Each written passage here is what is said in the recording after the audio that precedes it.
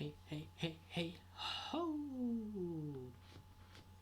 Heute geht's weiter mit Steelrising. Ich habe minimal weitergespielt und werde euch jetzt einfach mal zeigen, wo ich gerade bin. Hier. Okay, weiter geht's. So, dann muss ich jetzt nur einmal da schauen und hier schauen. Ich habe wie immer vergessen, Bescheid zu sagen. Naja. Das passiert nun mal. Machen wir das so.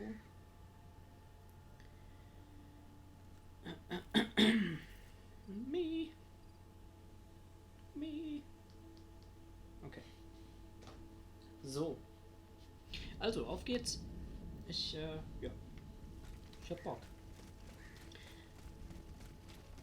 Ich muss mich aber erstmal orientieren. So, ich glaube... Ja. Letztes Mal, als ich gespielt habe, war hier ein Boss. War nicht so schwer. Den konnte man First Try machen. Und deswegen ist er auch gar nicht der Rede wert. Ich glaube, es geht hier irgendwo weiter. Die Reiter finden machen wir nicht. Da kommen wir irgendwie noch gar nicht hin. Das ist ein Problem. Ein bisschen näher, damit man mich auch sieht, ne? Hihihi, hallo. Man muss ja auch Gesicht zeigen bei so einem Stream. Ich habe mich die ganze Zeit gefragt, wie komme ich da hin? Und jetzt ist es mir eingefallen, nämlich so. Yes, okay, cool. Wundervoll. Essenz eines kriegerischen Geistes. Ich hoffe, das passt so vom Ton her. Bestimmt. Sonst wird sich schon jemand melden.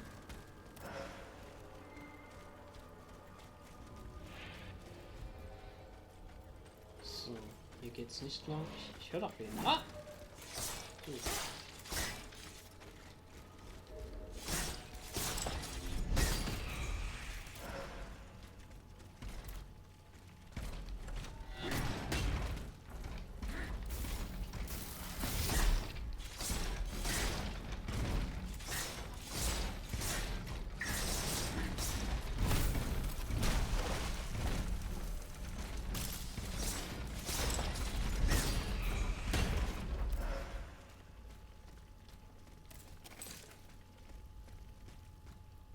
Hier geht's lang. Da ist wahrscheinlich zu. Jawohl. Ist das sieht so ruckelig aus. Ne, müsste eigentlich passen, oder? Ja. Okay.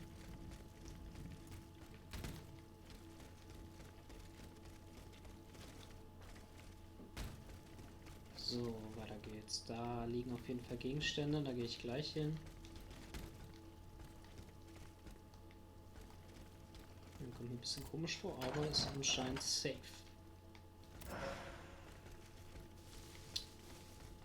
Damit kann ich mein Öldings verstärken. Und ich habe auch gehört, Ende des Monats kommt ein New Game Plus Modus. Das freut mich sehr, denn das gibt mir die Möglichkeit, Platin zu holen im New Game Plus. Weil man da das Spiel ohne Heilung, glaube ich, durchspielen muss. Also ohne unsere Ölbrille zu benutzen.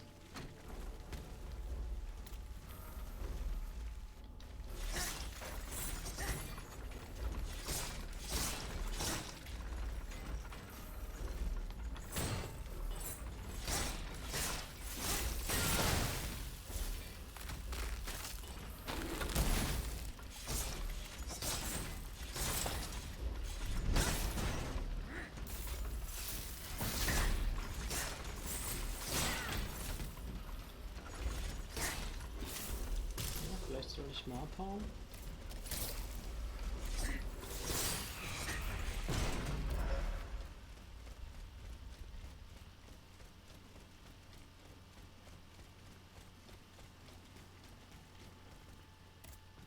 Da ist ein Shortcut. Da ist ein Shortcut.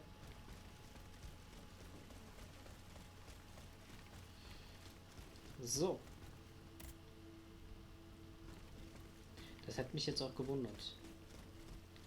Aber wo findet man denn einen solchen? Einen Schlüssel, einen solchen. Die Bänke gehen nicht kaputt. Okay.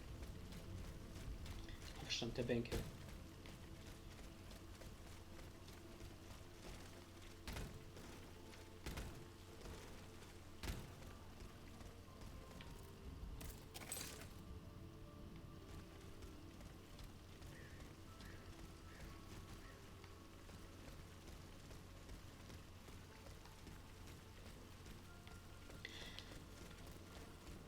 Das ist recht komisch.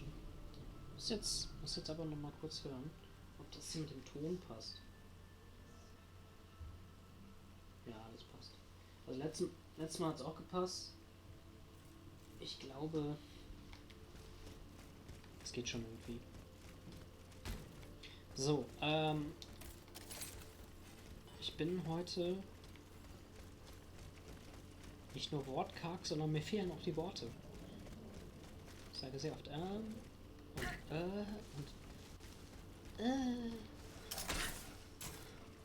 weiß nicht wohin mit mir. Aber es ist ja auch schon Donnerstag, ne? Da bin ich vielleicht ein bisschen müde von der Woche.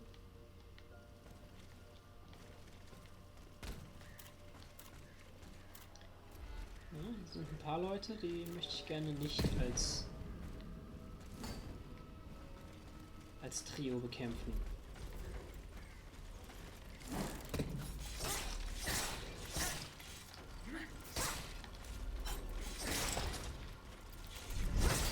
Yes, Dankeschön.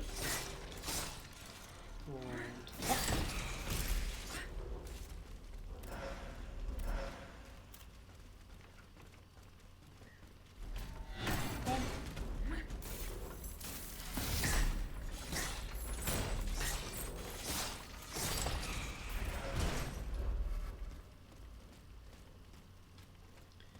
Alrighty.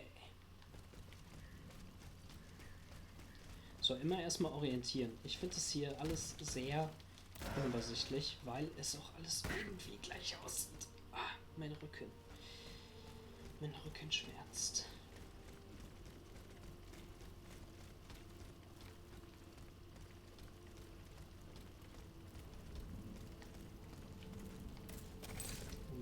Moment. Okay, das ist der Weg zum Hotel. Wo kam ich denn jetzt her? Wie bin ich denn hier gelandet? Ach, von da. Okay. Gut, da kam einer raus. Das ist schon mal gut zu wissen. Dann gehen wir doch mal hier kurz um die Ecke. Da wird es nämlich nicht weitergehen, denke ich. Aber hier ist auch kein Mensch zum Reden. Sonst irgendwas? Warum ist hier denn...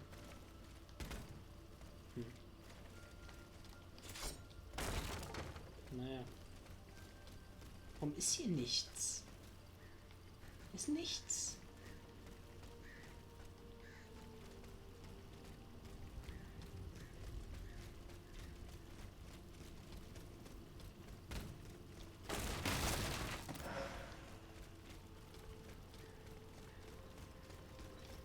Okay, das ist der Weg. Hier ist eine Mauer. Bang. Ah. Okay, ja, hier waren wir schon mal. Hier kann ich das jetzt aufmachen. Genau, dann ist aber jetzt nämlich wieder schön. Das ist doch ein schöner Kreis, den ich gelaufen bin. Was haben wir hier? Ist jetzt Edelgeistes. Auch okay.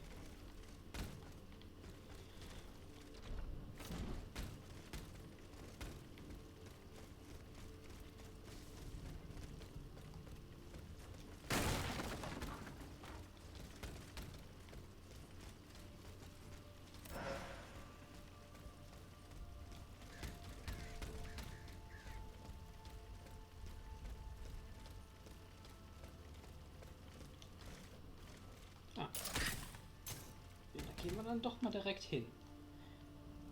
Und das ist der Weg rüber. Schön. Klar, Modulschlüssel immer mit. Ist wichtig. Das ist auch ein Ort von Interesse. Okay. So. Ich glaube, hier war ich schon mal. Das kommt mir irgendwie bekannt vor.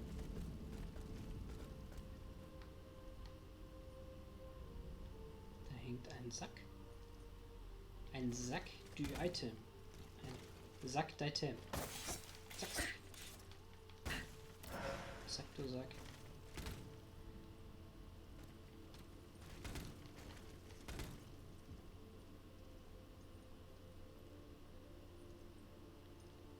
Das ist komisch. Das ist alles sehr, sehr komisch.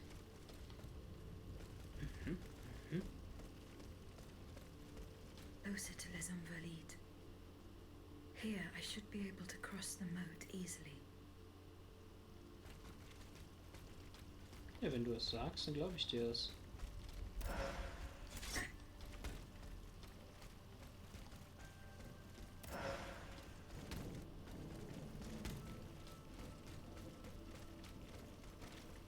Ich möchte nur mal kurz hier hoch, weil es ja einen Grund geben muss, dass ich da hoch kann.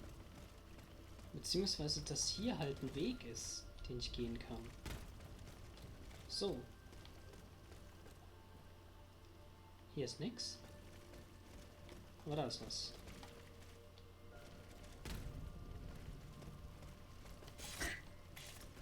Hä?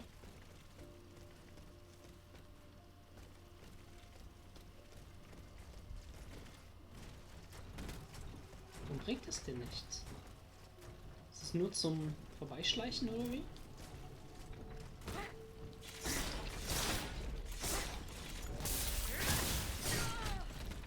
Okay, ich glaube, er ist auch ein Elektromann. Deswegen bringt es, glaube ich, herzlich wenig.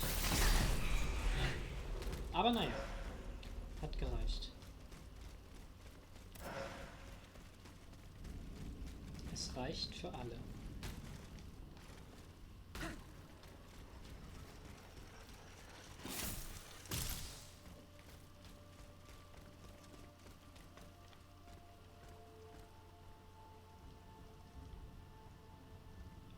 Kann ich da drüber?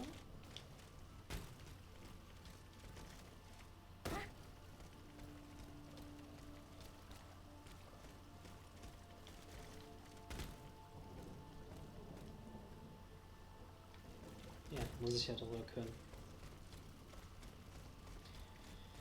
Alles klar. Okay, mit Anlauf. Ja, okay, gut.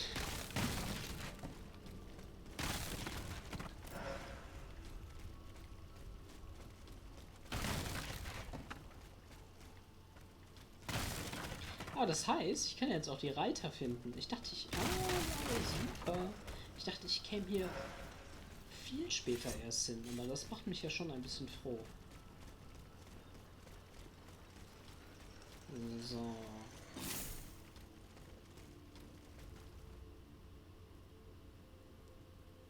Oh, Cutscene.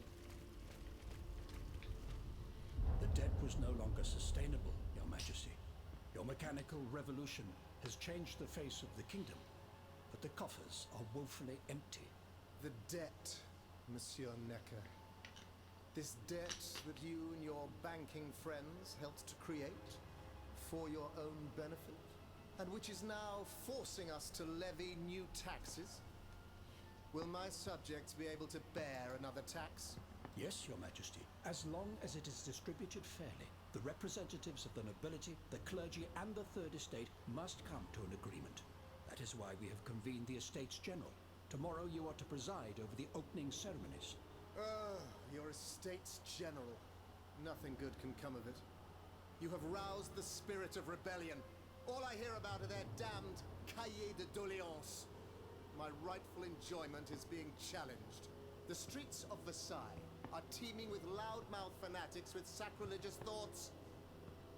Tell me, Monsieur le Ministre, have you purposely set this army of the unwashed against me? Your Majesty, Army I of have the always been unwashed. your most faithful servant. Beware, Necker. Beware.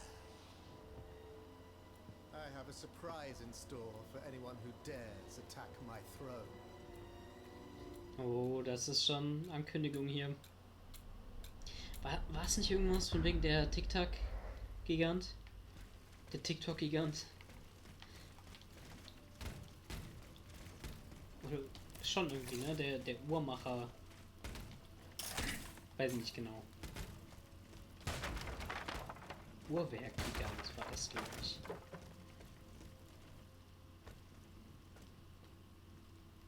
Sieht mir ein bisschen am Bossraum aus. Aber das wäre noch nicht angebracht, finde ich.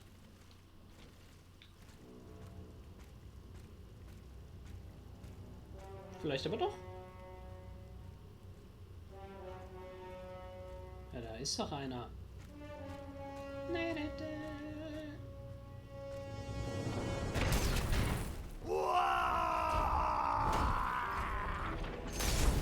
Ah, ein Blitz, Mann. Scheiße. Ah, ich bin doch gerade blitzig. Oh, er sieht aber ganz cool aus, finde ich. Der Schatzmeister.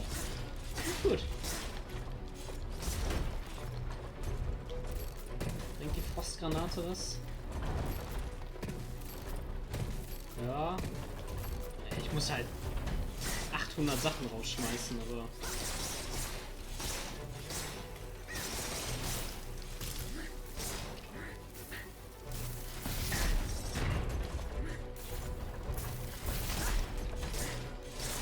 Oh, sorry.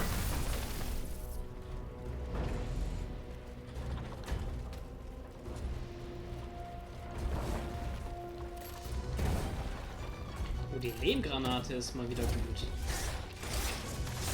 Also Lehmgranate.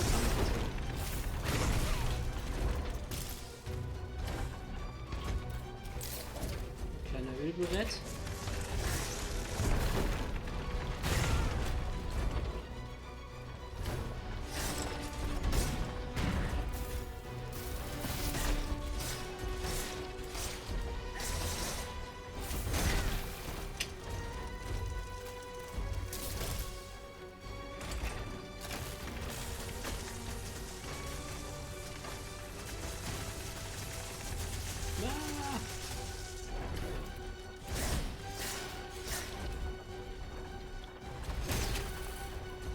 Ah, okay, das sendet sogar so Dinge aus.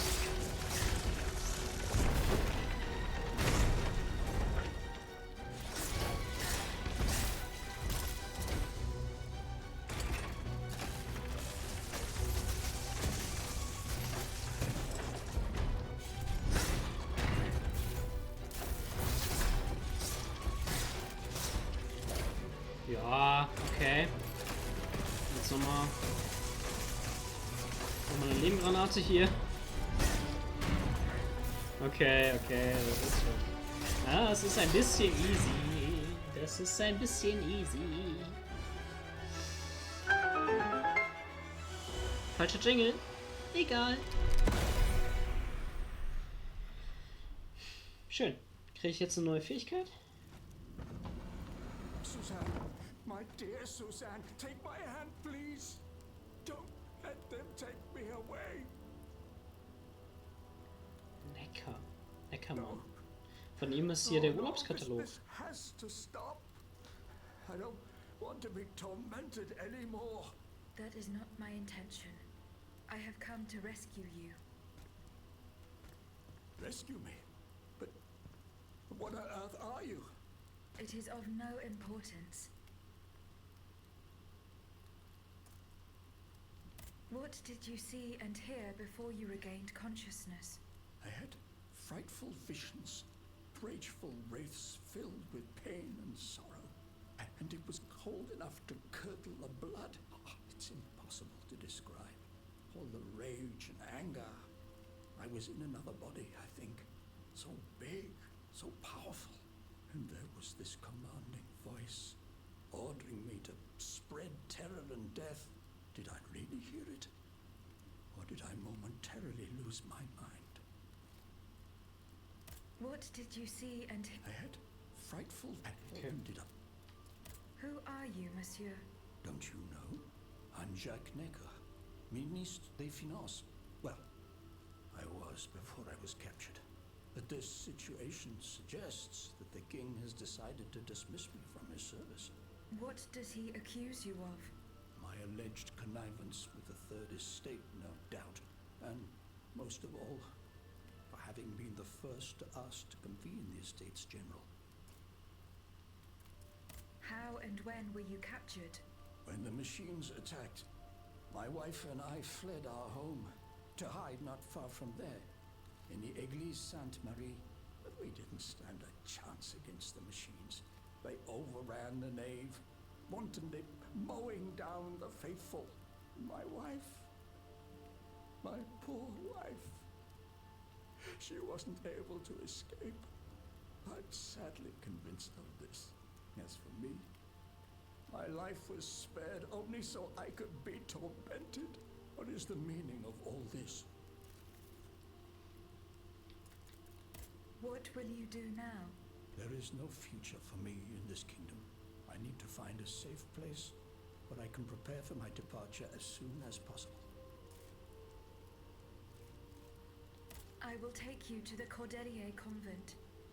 You will be safe there.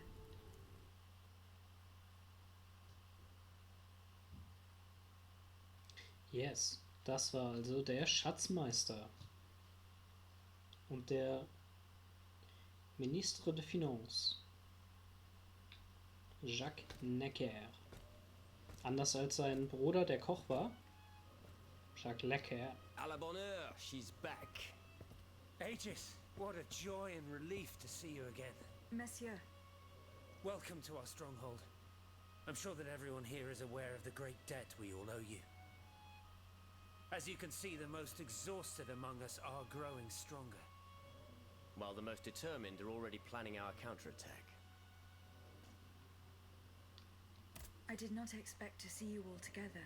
4 days ago, the representatives of the Third Estate gathered in a tennis court. They swore not to separate until they had established a constitution for the nation. But that was not the only oath we swore. All the honorable men who were at Versailles, representatives and patriots, members of the Club Breton, secretly swore to meet here if they were dispersed. You, Aegis, have allowed them to gather once again. Though unfortunately many are missing, we still have hope. Why did you choose to meet in this convent? It was my idea. Voyez-vous, I stay here whenever my obligations bring me to Paris. No other retreat inspires such peace and contemplation. Et puis, truth be told, this building has always felt like a fortress to me. Just look at how thick these walls are. For 2 whole days, the patriots in the quarter consolidated the outer walls to make it an impenetrable citadel. No automat has broken through our defenses yet. Where are the monks, mon père? They are secluded in their quarters, praying for the salvation of the people of Paris. However, we bear no illusions. We are weak, we are divided. And we are unarmed. Without you, without your warrior strength, we have no chance of turning things around. You are sent by heaven above, Aegis. From now on, you may consider the Cordelia Convent your headquarters and a welcome refuge. Cool. We must speak, you and I, in private, if you please. Monsieur de Lafayette must not hear a word of what I'm about to tell you. What do you mean? You all seem to be certain that I will use my strengths to serve your cause. Are you forgetting that I have a task to accomplish? Not at all, madame. We all know and support your plan to free Monsieur de Vaucanson. That is why I've taken the time to think of a way for you to get to the Bastille. I am listening. There is a patriot in Paris whose pamphlets have aroused Monsieur de Lafayette's ire. His anger is so strong that the poor man had to disappear to escape arrest. I know that he is secretly hiding in the quarries in Montmartre, a labyrinth he is said to know like the back of his hand. If anyone can help you navigate the obstacles that keep you from the Bastille, it is the elusive Monsieur Marat. Very well. I will go and find him.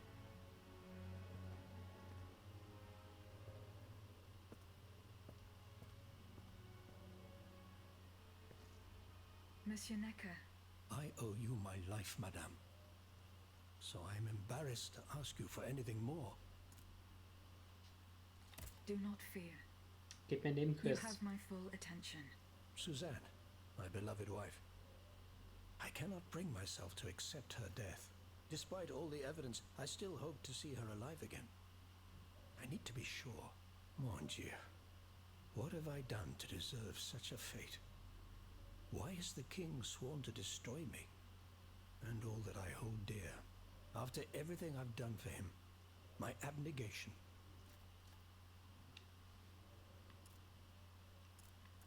I will look into what happened to your wife. Bless you, madame. Where should I start my investigation? In the Faubourg Saint-Germain, east of Les Invalides. It was separated in the Église Sainte-Marie, on Rue de Bourgogne. Keine Ahnung, wo das ist, aber du wirst es schon finden. Why would the king owe you anything? I dedicated my life to the kingdom as his minister. Well, my life and my fortune as well. I refused to accept any remuneration for my services in order to keep the accounts balanced. And I personally filled the king's coffers with 2.5 million livres from my own private accounts, bonds in the Caisse d'Escompte, which the king keeps in a tailor-made armoire de fer in the Palais des Tuileries. He stores all his secrets there. I'd wager there's enough in there to sully his reputation 100 times over. You must retrieve these bonds post-haste, madame. They must not be used to allow this madman to build more murderous automats. Do I have any chance of opening it? Don't even think about it, madame. Despite your incredible strength, that safe is said to be impenetrable. It was designed precisely to that effect. I personally never had access to it. I suppose that its contents were too unofficial for the honest minister that I always was. Who has the key? The king does, that's for sure. Anyone else? How could I know? His shadow advisors, most likely. Now that I think about it, there's a rumor that has been going round Versailles for a while now. It's said that Monsieur de Mirabeau used to come and go as he pleased at the Tuileries, that he oversaw diplomatic missions for the crown. Not in any official capacity, of course. Who knows? He might know more about this matter than I do. I will ask him. I shall be off. You are the only hope of seeing my beloved wife again, and of foiling the plans of the clockwork tyrant. Clockwork Tyrant. Das war er. Aegis, a word, s'il vous plaît. Monsieur Raymond. Aegis, we are very pleased to see you again. It was very unwise of us to leave the Société without such a capable bodyguard as yourself. It is a miracle that we got here safely. See you later. Nein, wir reden natürlich mit ihm. Monsieur Raymond, Ich habe mich Go on. verdrückt. what do you want to talk to me about? Have you ever heard of the Club de Massiac, Aegis? Nö. No, monsieur. It's an association that meets at the Hotel de Massiac, just west of Les Halles.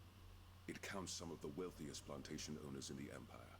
Those from Saint-Domingue and the Petite Santé are most formidable adversaries. They are waging a war of influence to keep the slave trade going, and resort to the vilest methods to achieve their ends. They worship nothing but money, and their greed is matched only by their cruelty. Regrettably, my interests occasionally require me to suffer their company. 2 months ago, I was in Le Havre to settle some business with the Admiralty, when I overheard a conversation between two planters from Bastère. If they are to be believed, the Club de Massiac is plotting to create sleepless slaves, des esclaves sans sommeil. Those were their exact words. It's hard to say what this could possibly mean, but I fear they plan to administer some foul drug to their slaves to force them to toil day and night, without rest. Our organization will not let these poor souls endure such a hell. Aegis, we must look into this. It is a matter of great urgency. You speak of greed, Monsieur Raymond. But could you enlighten us as to what makes you any different from the planters you condemn? What exactly do you accuse me of, Monsieur de Robespierre? S'il vous plaît, do tell. Do you not also exploit the labor of these poor souls yourself on your indigo plantation? I fight every minute of every day to improve their condition. No one would have the audacity to deny this. If that's the case, then why wait? Free them. You preach abolition, yet you continue to line your pockets at their expense. The truth is, you refuse to upend the established colonial order because your entire fortune depends on it. It's easy to criticize from atop Mount Olympus, Maximilian. You know nothing of the realities of Saint-Domingue. What would happen to all these people if I freed them tomorrow? Without an education, without a livelihood, I would be condemning them to the most abject misery. No. I must act with both compassion and realism. Any reform, revolutionary or not, must be taken step by step, with moderation and prudence. This reform is not so difficult. I've begun it myself at La Belle Gabrielle, my plantation. Warum mischen sich denn jetzt alle There ein? you will not find slaves, but workers who earn a weekly wage. And my plantation is no less profitable. Ah, yes, profit. Because that's the most important thing. Don't you see, the law of nature gives every man the right to cultivate his own land. Monsieur, calm yourselves. I implore you. Now is no time to quarrel. What Monsieur Raymond has related to us is extremely worrying. We must find out more about this plot to create sleepless slaves as quickly as possible. Aegis, you are the only one who stands a chance of making it to the Hôtel de Massiac alive. Ja krass, ich krieg hier einfach tausende Nebenquests. Did you go to the Hotel de Massiac? Nee, ich wollte mal mit dir reden. Remember, Ah, What is the aim of this organization? we publish articles and exert our influence on those who are in a position to improve the lot of our unfortunate brethren. was habe ich letztes Our Mal schon... numbers grow by the day, and we have many, but it was Good old Brissot. Shouldn't he be here by now? Yes, mon père. He should have arrived. Alas, there's... I hope to God that no misfortune. What fate does the According... This room- This is those as... Ich glaube, das habe ich letztes Mal schon, aber ich gehe nochmal alles durch. Vielleicht kriege ich ja... I would late and then more. Naja, okay. See, Ich dachte, vielleicht kriege ich einfach noch eine Nebenquest. So, was hast du? my respects, Monseigneur. I didn't expect to see you again so soon, Aegis. We missed you when we had to leave our shelter at Place Saint-Merry. The path that led us to this convent was not an easy one, believe me. Goodbye, Allez en paix. Allez, allez, le bleu. Aegis, I'd like to have a few moments. Certainly, mon père. I've carefully collected the testimony of our companions here. Then I compared them with the observations made during my investigation of the man who calls himself Cagliostro. I came to quite the shocking conclusion. I believe I have discovered how the royal automats remain constantly in motion. Like clocks that never need winding. They get their energy from the souls of the dead, Aegis. They drink from the anima essence that permeates the purgatory described by Monseigneur de la Fare. These machines feed on the dead. The greater the massacre, the deeper the river where they slake their thirst. Is there any way to stop the bloodshed, mon père? I believe there is always hope, Aegis. As long as I remain free to pursue my research, I will never lose faith. I keep thinking about the three Nemes. These echoes. All of this is clearly related to Nicholas Flamel's work. The alchemist? Precisely, mon ami. And this leads me to fear the worst. What have we to fear from an alchemist who died nearly 4 centuries ago? Not him, per se. Rather, the heretic who has exploited his discoveries. This poses a grave danger to us all. What do you fear, mon père? What do I fear? Nearly 2 months ago, the king forbade anyone from setting foot inside the Église Saint-Jacques de la Boucherie, near the Hôtel de Ville. He had the priests forcibly removed. They hardly even had time to save the church's sacred relics. Since then, only our Father in heaven knows what they've been doing there, hidden away from the people of Paris. Mon Dieu. Mon Dieu. Flamel's tomb. My thoughts exactly, Monseigneur. Legend has it that Flamel was buried with his lapis philosophorum. What is the lapis philosophorum, mon père? The Philosopher's Stone. Ja, Where do I begin? okay. No one knows its true nature, Ja, kennen wir or schon. even what it might look like. All that is Alle Harry known Potter gelesen. is that it is said to grant untold riches and eternal life to whoever possesses Oh, it. das ist neu. Its very Okay. existence is Also questioned, of Riches. course. But if it's true, just imagine what sinister purpose the king and his accomplices might find for it. We must elucidate this matter at any cost. Where is this tomb? In the church's crypt. The priests always ensured that it remained undisturbed, despite the mystery surrounding it. But now they're no longer there to protect it. We need to know for certain. But how? Aegis, Oui, mon père. will you help us get to the bottom of this? Did you not say that it was impossible to enter the church? There is perhaps a solution. The penitent's door behind the Châtelet leads to the Quartier de l'Hôtel de Ville. It's only opened on Good Friday, but this year I had the honor and good fortune to lead the procession. Here is the key. Goodbye, mon. Goodbye, mon frère. Bye, my lover. Monsieur le Marquis, I'm listening, Aegis. I went to the meeting point you indicated. I had an unexpected encounter there. Get to the facts. Who did you meet there? Madame de Polignac, the Queen's favorite. She made no secret of her reason for being in that desolate place. So now I know all about the precious cargo that is the cause of your great concern. Seigneur. The children. What happened? Tell me that nothing bad has happened to them. That remains to be determined. One thing is certain. Charlotte and the young Dauphin are missing. The evidence points to an ambush by the Duc d'Orléans' men. They apparently attacked the wagon the children were hiding in. How the hell did they know? This ambush could not have taken place without an accomplice. You were betrayed. A plague on Orléans and his damned informants. They have taken the children. That still remains to be seen. It seems that the Duke's men were interrupted while carrying out their task. 3 of them lost their lives. A 4th was able to escape. Excellent. I bet it was my hussars who sent the vermin running. But why the hell haven't they reported to me yet? Only they could tell you that. Would you be so kind as to go and find them?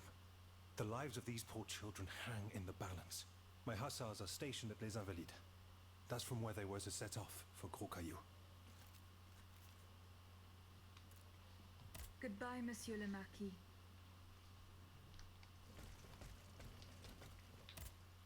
Monsieur Necker, Madame? Eh bien, do you come, Barry? I'm not done investigating. Don't give up. I remember the last time I saw my poor wife. That's in the Faubourg. As for the bond, Ja, klar. Aber, na gut. Keine weiteren Informationen. So, die haben wir durch. Uiuiui, also sehr viele Leute. Monsieur Bailly, Mademoiselle. Ich kenne keinen von ihnen mehr, ne? Pleased to find you here with us within the shelter of these walls. I found a document written in a script ja. that I was Da erinnere unable ich to mich dran. read. Let me see. Ah, je vois. Je vois. These pages were written using some sort of shorthand. A variation on Taylor's system, no doubt. I'm wont to use it myself from time to time while jotting down my ideas as they come. What does it say? It's a bit difficult to decipher. Je crois. I believe it's an autopsy report. The author writes that the subject died from a large dose of prussic acid. What is prussic acid?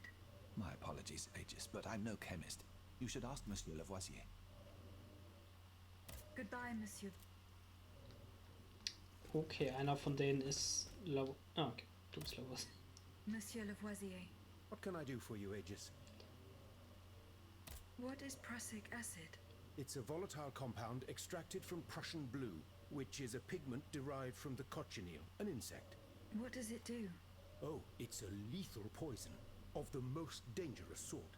Though at weaker doses, it nearly induces a deep soporific state, or a coma, if you will. A deadly poison. Aegis, is everything all right? The clues I found at the warehouse suggest that the gunpowder was moved to the Bastille.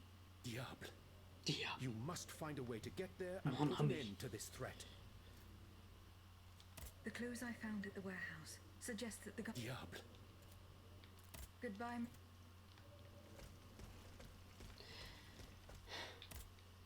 Eh bien.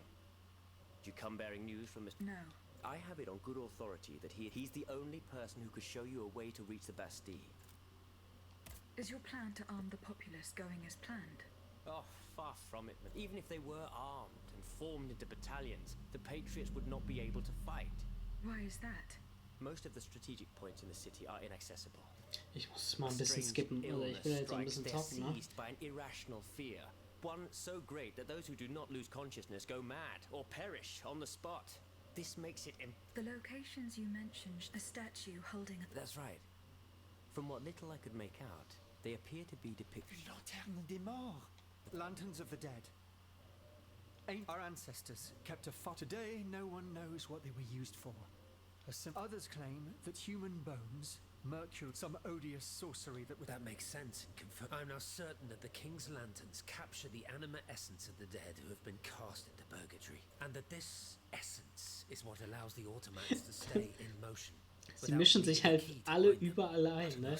Alle immer so gegenseitig am Mansplainen. Now that I Finde think ich schon about sehr it, gut. you obviously are not subject to the harmful effects of these lanterns. No, au contraire. When activated, these statues reveal an apparatus that allows me to repair myself. It follows that if you destroy these lanterns, the people will be free to fight again. Unfortunately, they are preternaturally strong. Nothing can so much as damage them. Come now, no That's metal richtig. is indestructible. If we knew what these lanterns were made of, perhaps I could find a way to destroy them. Take a look at this ledger, Monsieur Lavoisier. I found it by the factories. Let's see. Steel? Tiens, donc, Tunst, this master blacksmith knows his trade. As long as you have a fortune. For that, our clock... Well, Monsieur... Break it? Certainly not. But mineral acid, I would recommend sulfuric or vitriol, if you prefer to use. Where can I obtain some vitriol? I had some, but my laboratory at L'Arsenal was ransacked. I can't tell you any more than that. You should ask my colleague, Monsieur Bailly. He uses similar substances in his research.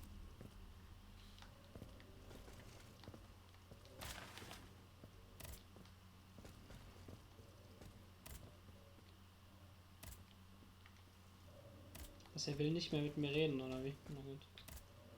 So, du bist der Letzte. Minister Necker claims that you are a familiar face at the... That old story. This, madame, is nothing but an unfounded rumor. To what do I owe the displeasure of having to defend myself once again? I must get hold of some documents that are kept in an armored safe in the... What lock could Minister Necker said it was in...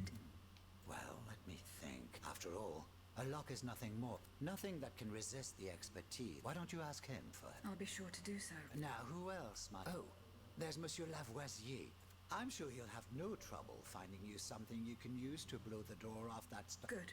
Now, if you'll forgive me, You are forgiven. In that case, it has...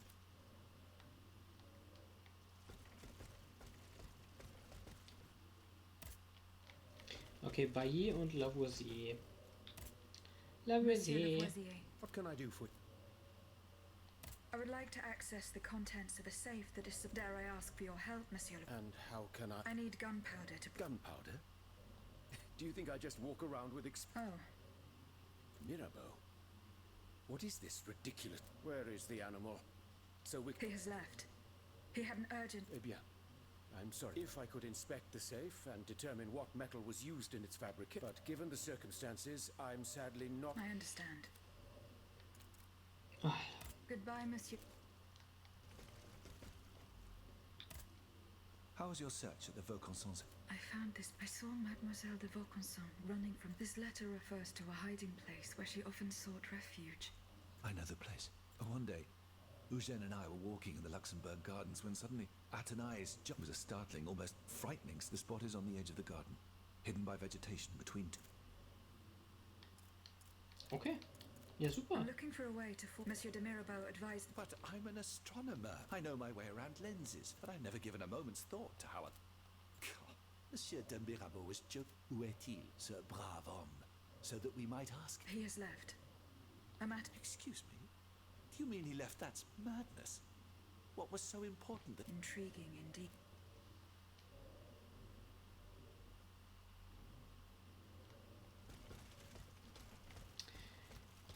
So. Eine letzte Runde, wo ich aber auch wirklich jetzt alles skippe. Es kann ja nicht sein, dass ich hier die ganze Zeit mit den Leuten reden muss. Monsieur Necker. Madame. Eh bien, don't give him that as... Okay. Monsieur le Ma... I'm listening. I went. I Get- met Jesus. What That remains to be determined. That's But Oh. with my... Goodbye, Monsieur. Goodbye, Monsieur. How is your research on Nicholas Flamel going? Don't forget the churches. Alles klar. So, ich gehe jetzt hier raus. Keine Lust mehr. Wo bin ich überhaupt? So, der Königin die Entdeckung mitteilen. Auf jeden Fall nicht Athenas Versteck finden. Das machen wir. Und warum soll ich jetzt hier Vitriol beschaffen bei dem...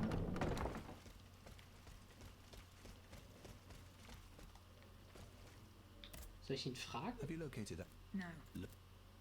Would you happen to know where I could find? Sulfuric acid? Combined with sea salt and green copperas, but I don't know Yeah. how much we have. You would need to go to the Louvre and take a look at the observatory storeroom. If you will. Of course, madame. Ja, I großartig. have not yet found the vitriol. Good. Super. So, dann.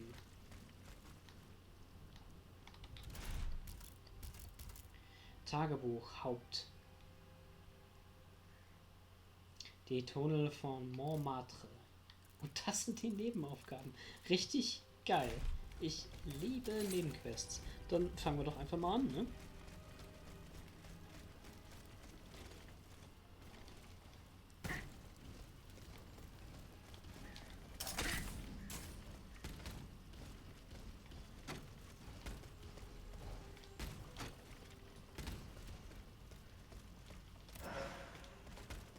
Gusseisen. Frisches Gusseisen.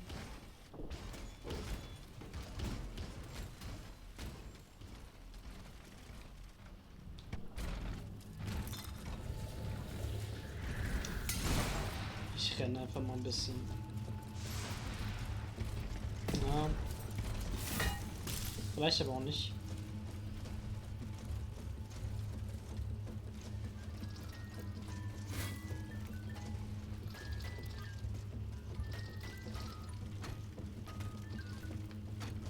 Die interessieren mich hier einfach alle nicht. Die Gegner. Die habe ich alle schon mal besiegt. Deswegen bin ich ja auch gar nicht so heiß drauf, die nochmal zu treffen. Ja, also diesen Weg gibt es.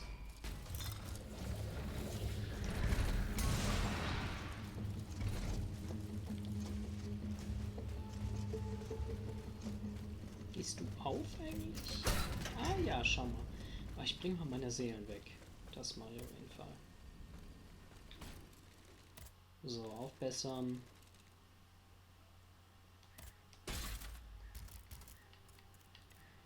Oh, Flamme und Flocke.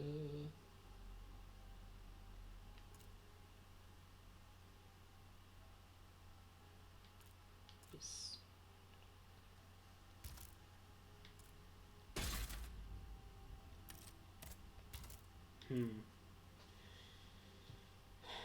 Ja, warum nicht? Komm. Dann haben wir ausgeglichene Waffen. Das finde ich eigentlich gar nicht schlecht. Eigentlich finde ich das nicht schlecht. Gut.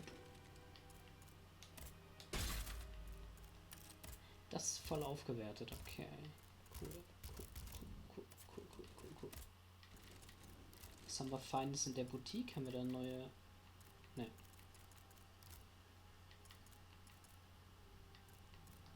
Das ist nicht schlecht hier. Physischen Schaden.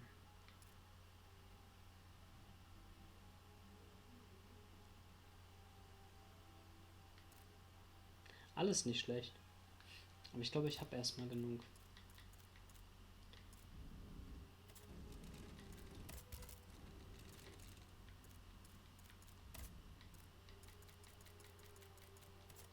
Passt schon. Ich bin richtig königlich angezogen. Upsa. So. Ach, das ist eine Abkürzung. Okay.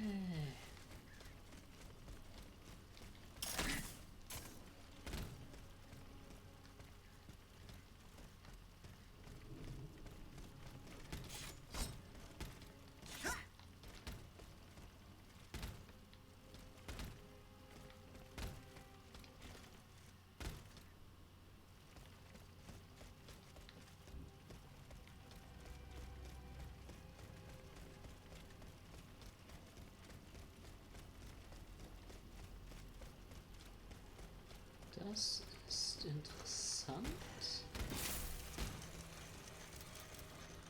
Aber bringt mir auch gar nichts.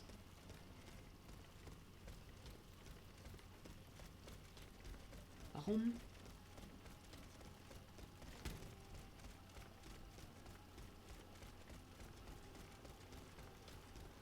Das bringt wirklich gar nichts.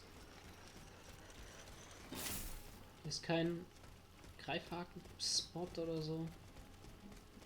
Shit. Na gut.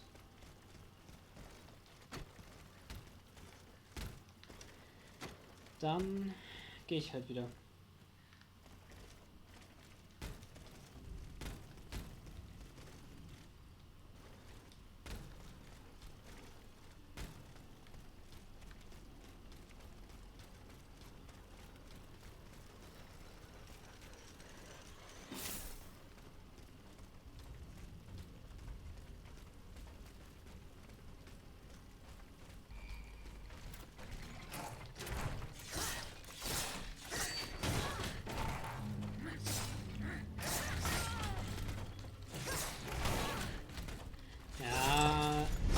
Ich bin ein bisschen ungeduldig.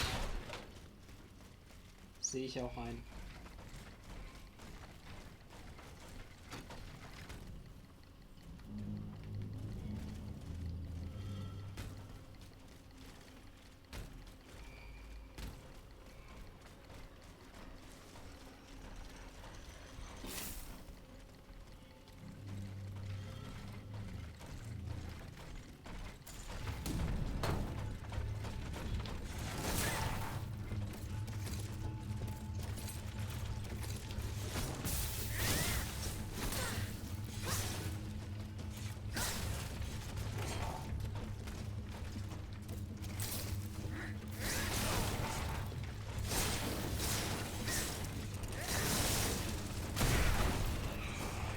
Ich hab's gewusst.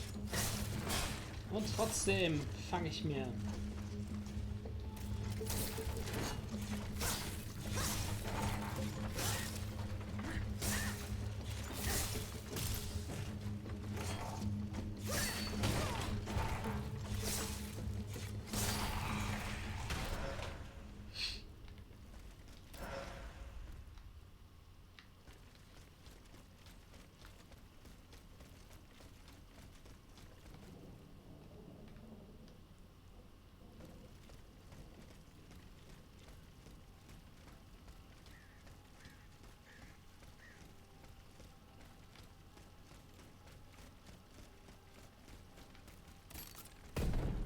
Fuck.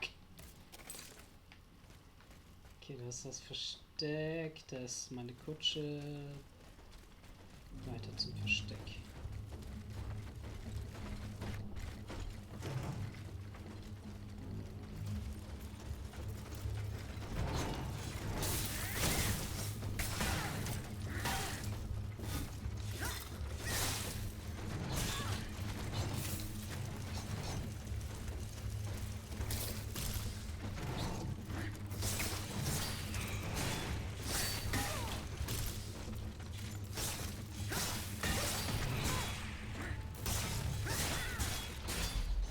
Shit.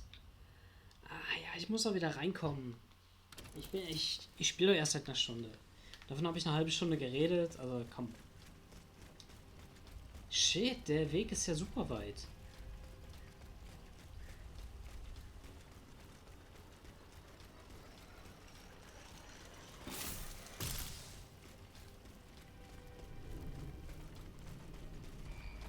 Ich kämpfe einfach nicht gegen die Leute. Einfacher geht's ja nicht.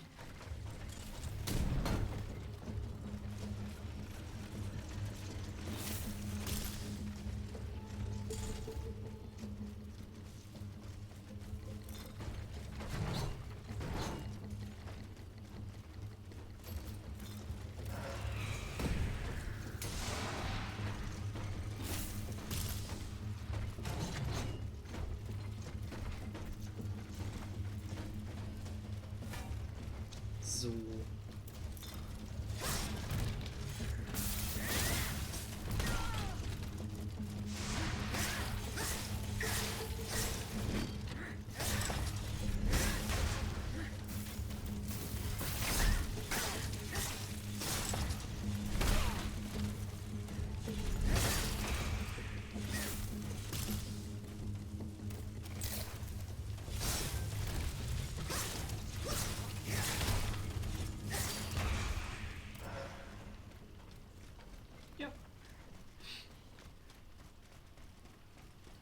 So schnell kann es dann manchmal gehen. Hat irgendwas auch vom Versteck erzählt? Kompass.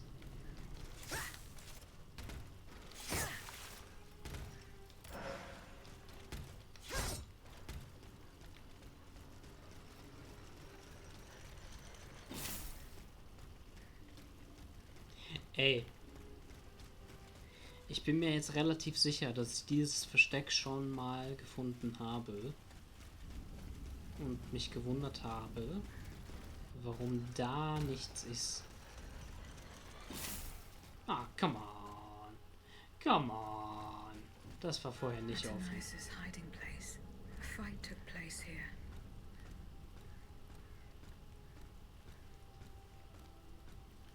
Na gut.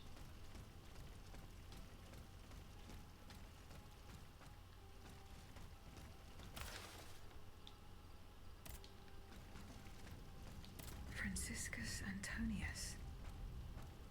What unusual names. Whose king could this be? Perhaps the guests at the Cordelier can enlighten me.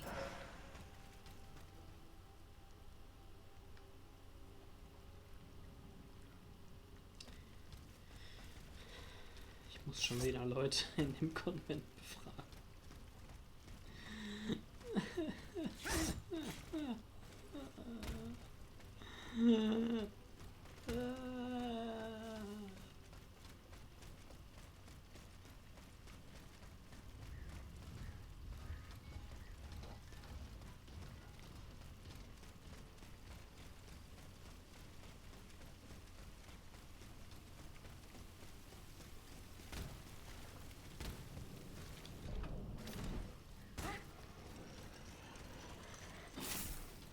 Hier waren auch Leute, die mich nicht mochten. Aber da konnte ich nichts mit machen. Ich konnte bisher nur mit einem reden. Der war Arzt und brauchte Werkzeuge. Aber ich habe seitdem, glaube ich, kein Werkzeug gefunden. Ne? Aufgabengegenstände. Oh.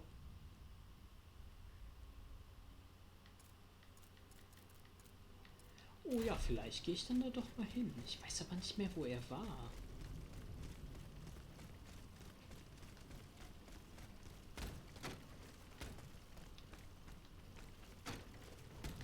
Lässt du mich bitte da reinfallen? Also.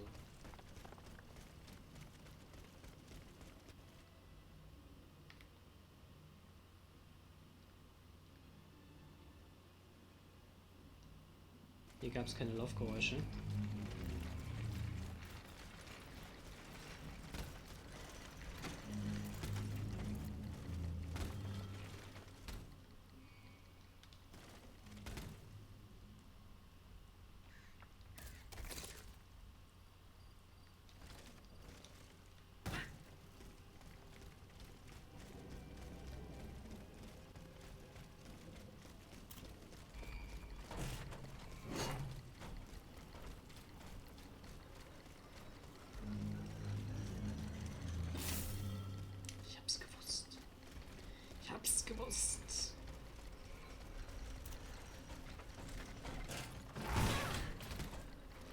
Okay. Ich wollte eigentlich gegen ihn kämpfen, aber wenn er so anfängt, dann nicht.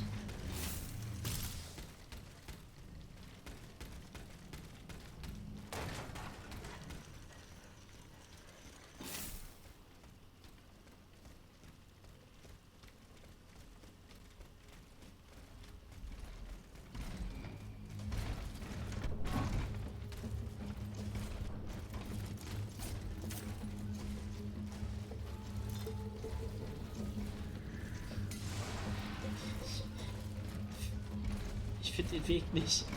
Ich finde den Weg einfach nicht.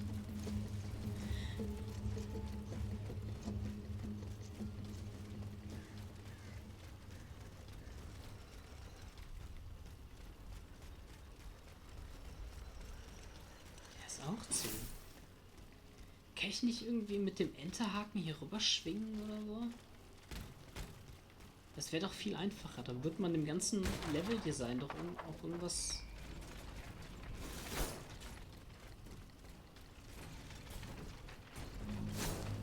Jetzt muss ich mich halt einfach hier durchkämpfen, oder wie?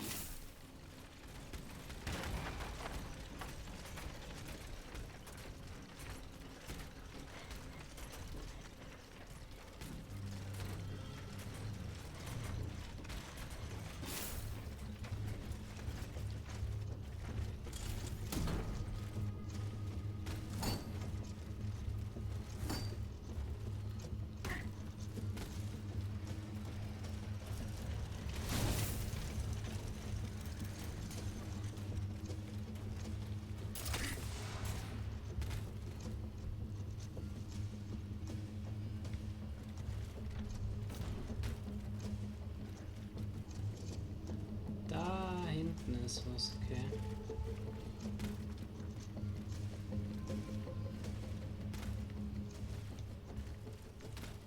Jetzt aber.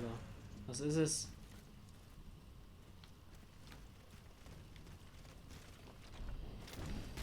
Okay. Naja, was habe ich erwartet, ne? Also, ist halt kein Dark Souls. Oder Elden Ring.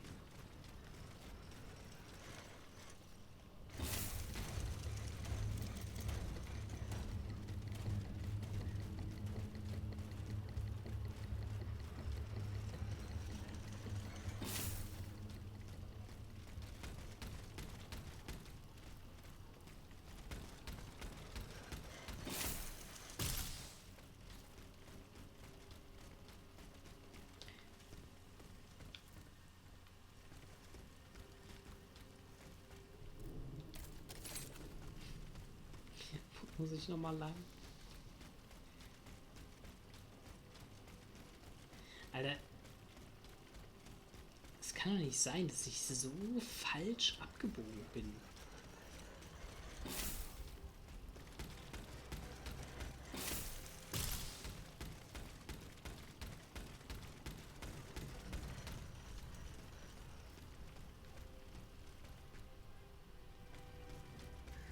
Ich bin im Kreis gelaufen. Fuck, ey, ich bin original im Kreis gelaufen.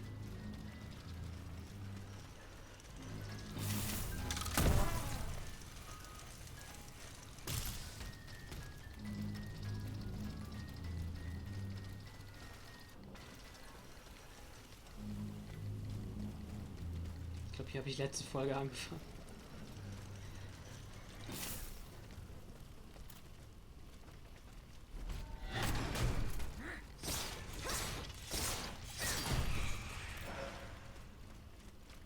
Muss ja wenigstens ein bisschen lohnen, ne? Scheiße.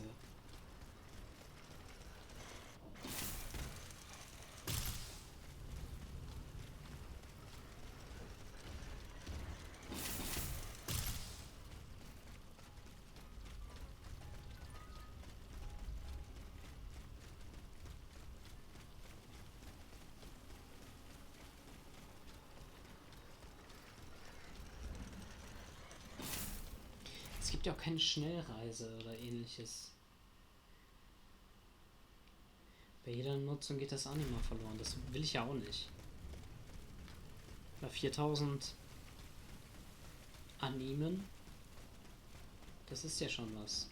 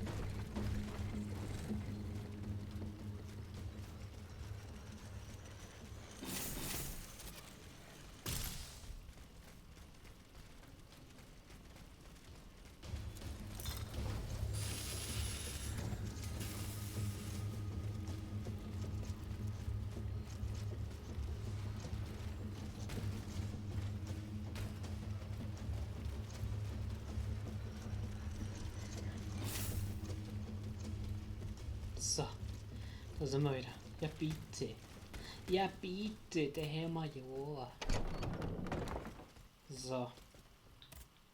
Monsieur le Marquis. I'm listening. Franciscus Antonius. Francois, hold on.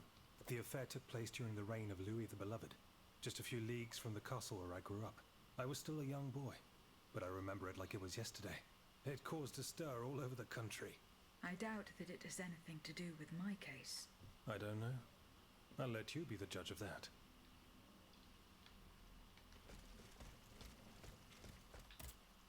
Monsieur Necker, Madame? do the names Franciscus Antonius... No. I'm very sorry that...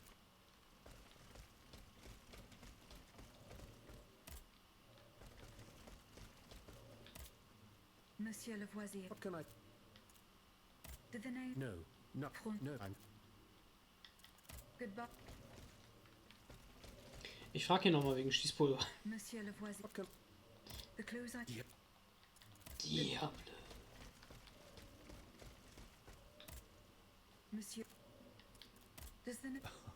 We scholars have the strange habit of I imagine that we're actually looking for someone named Francois Antoine. But no matter how hard I'm afraid it doesn't ring. Did you go to the Hotel de Massiac? No. Remember? I found... Does that mean... No.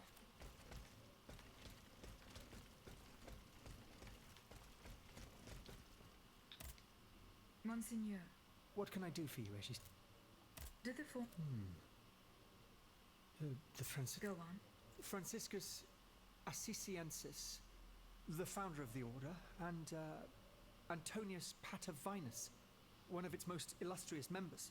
I'm sorry, Aegis, but that's all I can... How is your research on Nicholas? I have done... Don't forget that the church isn't... Franciscus and... Let's see. No, that doesn't mean anything to... Désolé. Goodbye, Mon...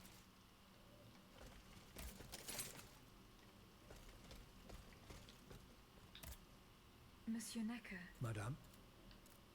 goodbye. Ja, das war's. Monsieur le Marquis, I'm listening. goodbye.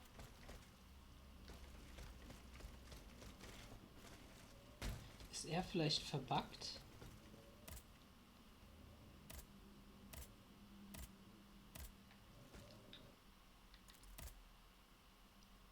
Das wäre natürlich schlecht. Ich hoffe, es ist mit einem Reload getan.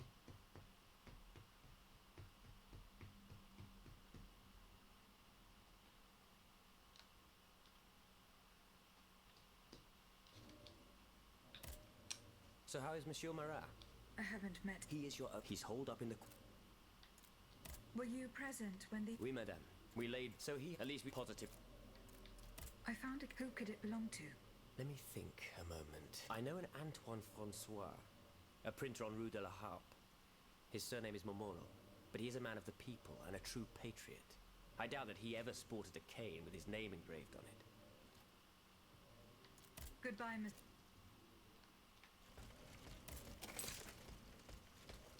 Okay, damit habe ich aber alle befragt jetzt. Außer halt den Dude, der weg ist. Aber der ist halt weg. Monsieur Lavoisier. What can I do? Goodbye. Okay, dann mache ich andere Quests. Ich gehe jetzt vielleicht noch mal dahin, wo ich nach dem Pulver gefragt wurde. Oh, Korrespondenz.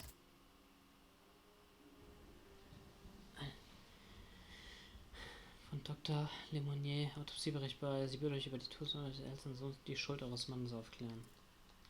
Achso, das hat Aegis geschrieben. Na gut. Oh, sorry. Sorry. Alles nicht so stabil hier, aber ich finde es angenehmer mit dem Stuhl. Ich habe gerade einen angenehmen Stuhl. Oh, Montmartre. Okay, ich bin jetzt gerade Quartier Luxembourg. St. Cloud. Da ist Marie Antoinette.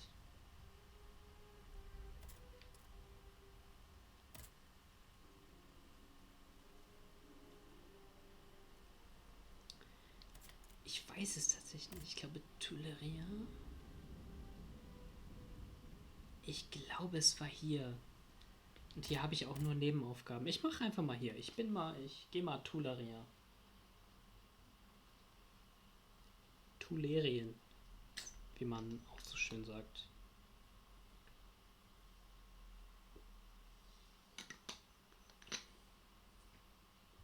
Ah, Tuileries. Here I am at an impasse. Should I go to the Tuileries to examine the safe? There may be a way to force it open.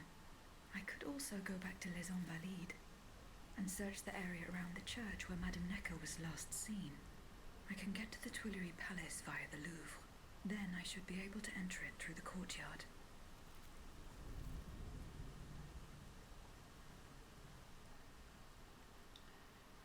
Ich bin da lang. Dann war ich hier, dann war ich dort, dann war ich da. Ja, ich glaube, das ist da, wo der Doktor ist.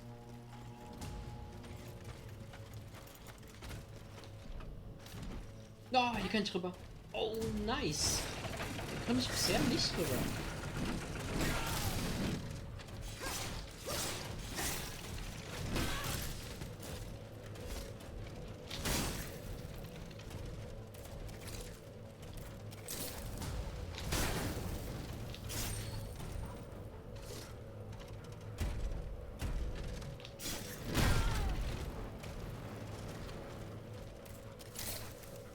Ich möchte Parry üben.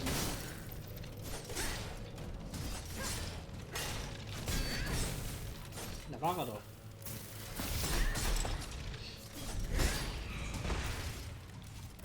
Ja, okay, Parry sitzt noch nicht.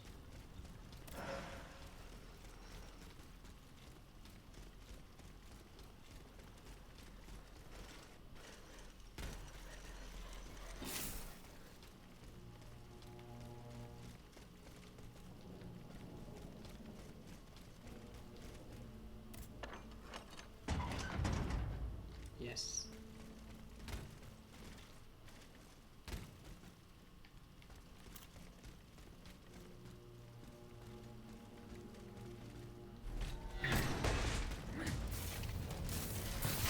Hey.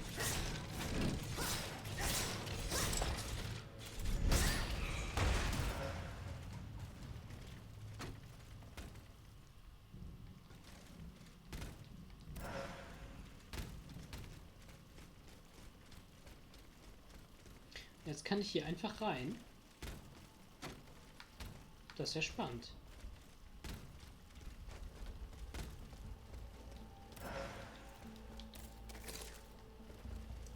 So, da ist das Vitro, da ist der Panzerschrank. Aber da hinten ist, glaube ich, irgendwo mein ursprünglicher, ich sag mal, Auftraggeber. Oh.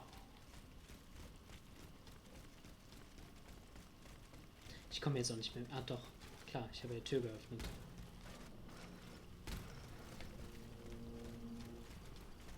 Ich möchte diese eine kleine Nebenquest mal machen, weil ich wissen möchte, ob irgendetwas geschieht.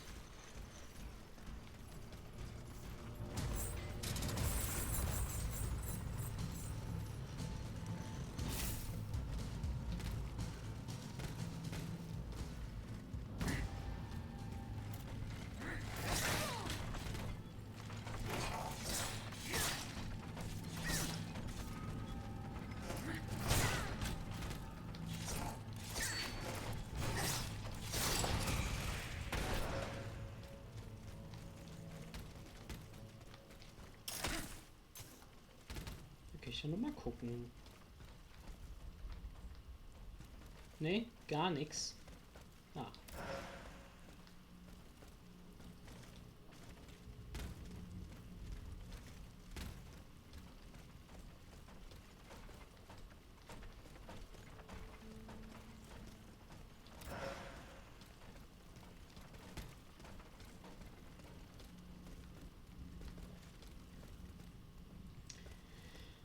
So ein paar mehr Sachen, vielleicht ein paar mehr Waffen oder so, wären schon schön gewesen. Aber vielleicht kommt es ja auch noch.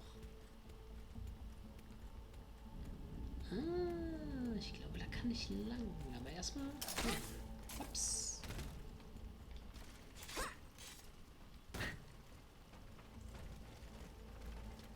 Ja, der Pfad über die Dächer ist gerade schon interessant.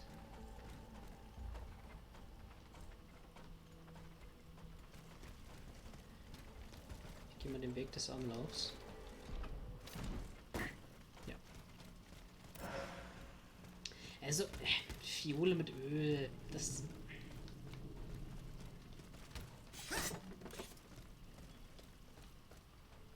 Da ist ja nix.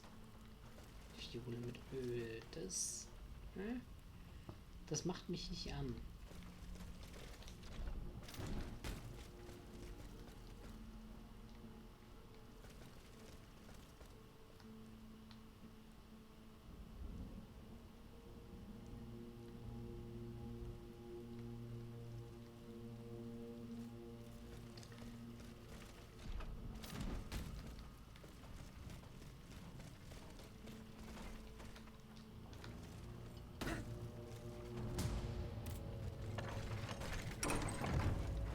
Shortcut.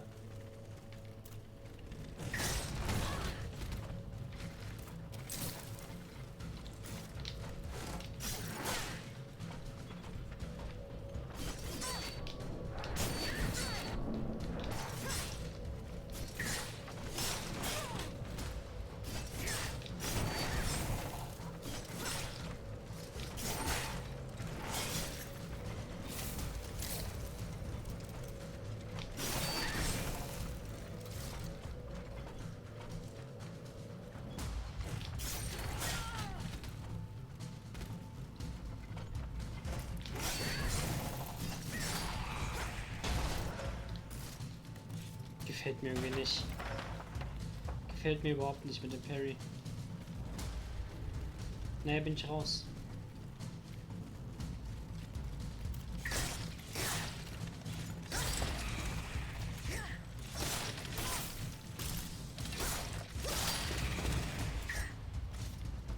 Ja, hier ist der Weg. Okay, cool. Das heißt, ich habe auf jeden Fall schon mal ein... Oh, ist schon alles weg. Ein Ziel, wollte ich sagen.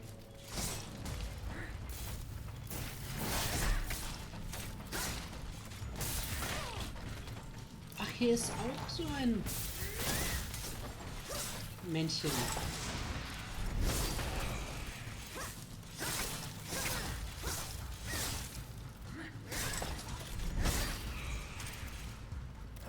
War der vorher da? I don't know. I don't know.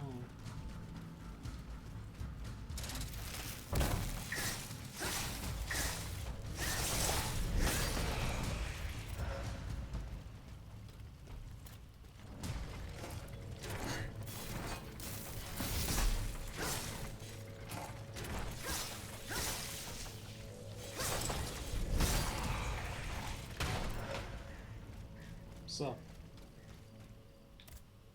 Here, monsieur. I hope this will be suitable. You're an angel here on Earth. I will make sure that this poor man knows to whom he owes his life. Leave me now. I must Er hat be zwar alone gesagt to eine carry out Stunde, this delicate aber operation. passt schon.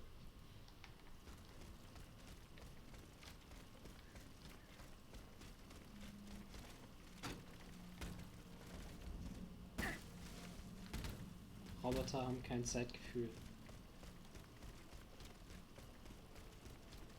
Ja, wundervoll. Und dann können wir jetzt hier durch die Mauer.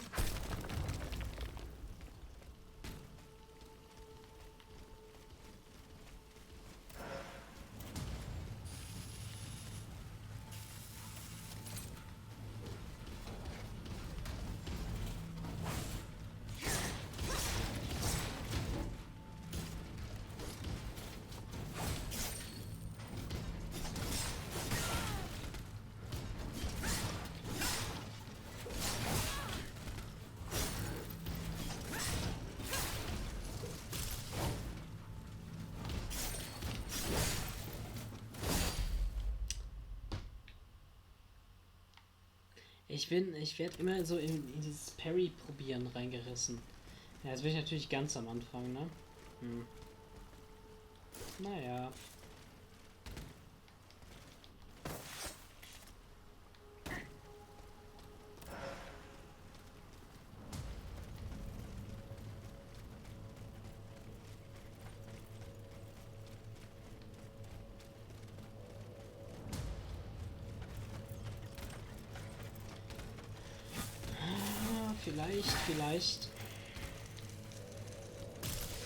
Vielleicht geht ihr mir auch einfach mal nicht auf den Sack.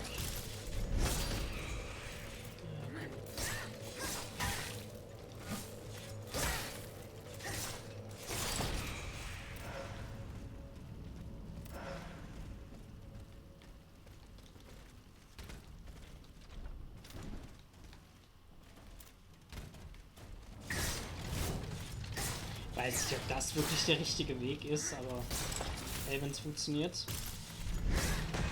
Nicht meine Schuld. Es gibt genügend unsichtbare Wände in dem Spiel, also ich schätze mal, dass das wirklich jetzt der Weg sein soll, den man zu gehen hat.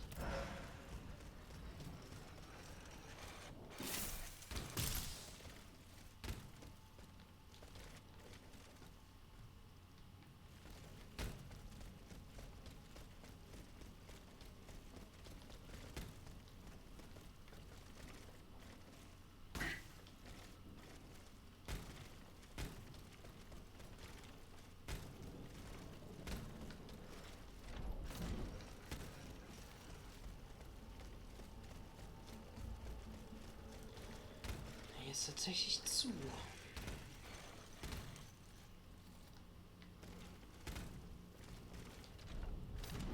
Und hier geht's schon wieder nicht. Ja.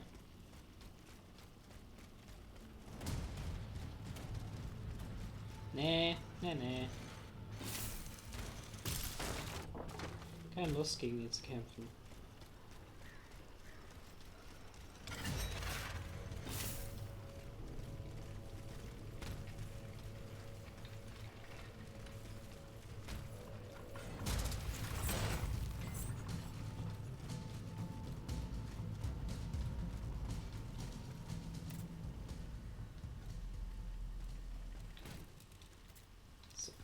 Chillen.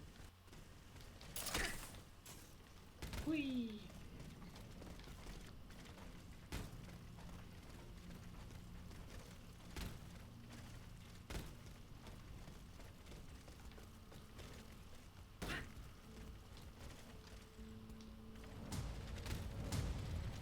So, kommen die hier durch? Sind die so programmiert, dass die klug sind?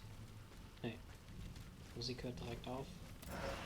So, mein Freund.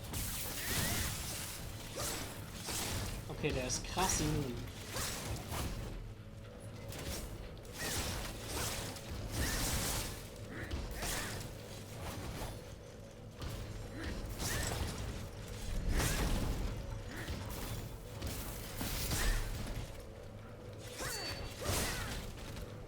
Okay.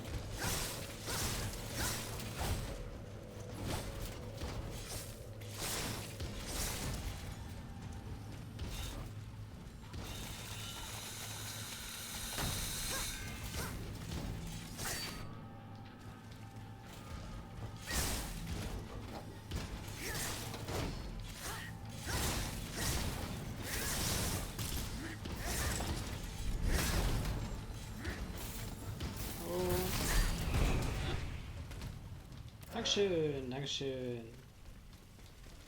Blitzgranate. Granate. Granate.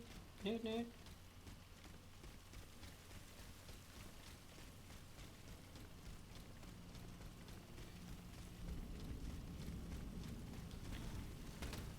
So, hier ist halt nichts.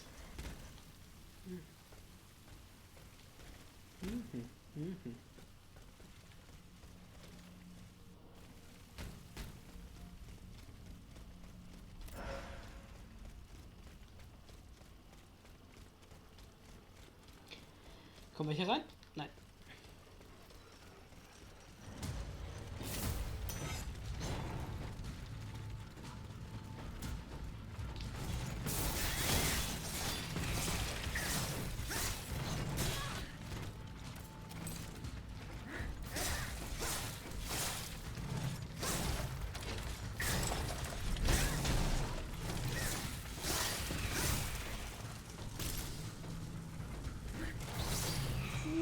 Das war knapp, okay. Pomelo.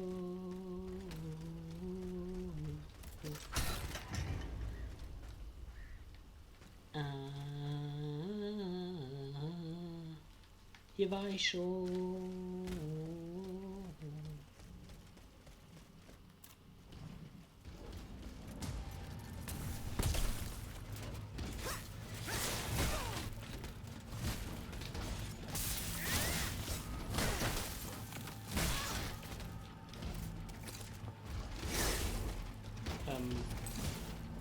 Ach, falsches Ding.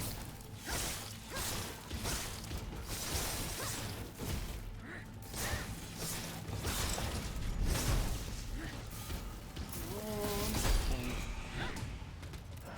So. Hier war doch eine...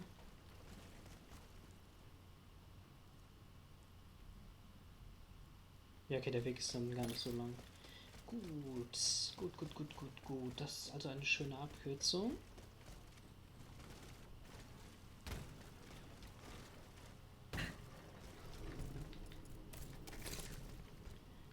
Ein Safe. Und Vitriol. Oh, okay. Nehmen wir doch erstmal das Vitriol. Oder? Nee, doch nicht. Oder? Ah, doch. Nee, doch. Ja, doch.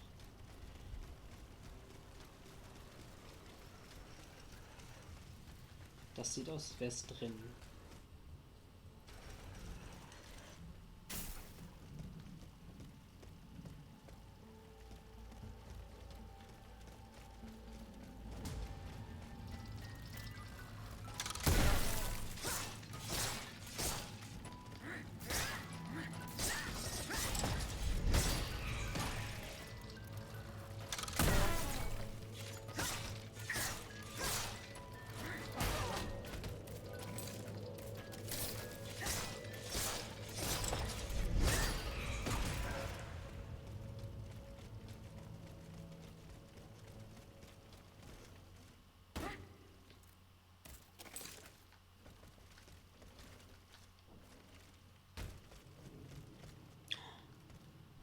Das ist zu.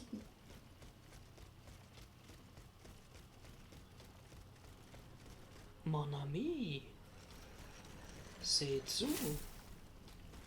Und hier ist er auf. Okay. Nee, dann ist alles gut.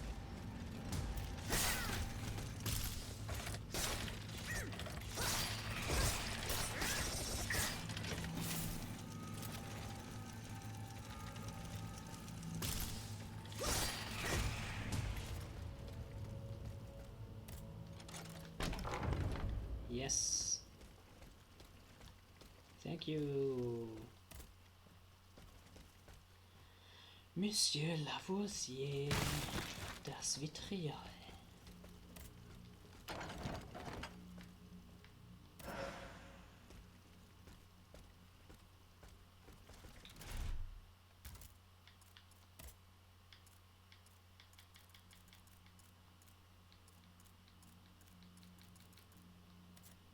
Ist das eine Waffe gewesen?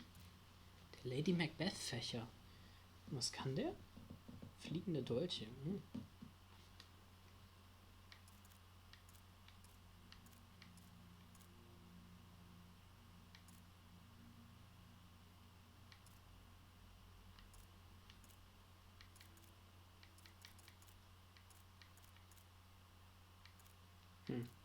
Okay. Ist jetzt aber nicht irgendwie mit einer besonderen Fähigkeit ausgestattet.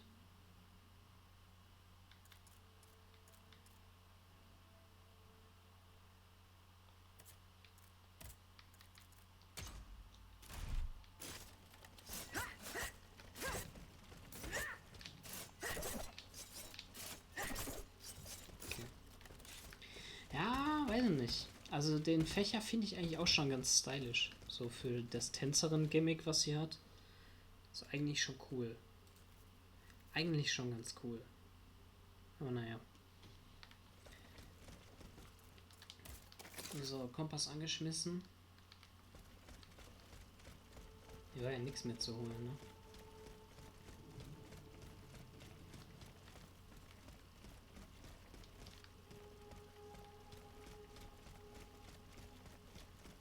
Wie konnte ich das übersehen? Ach, Truhe ist verschlossen. Okay. Okay.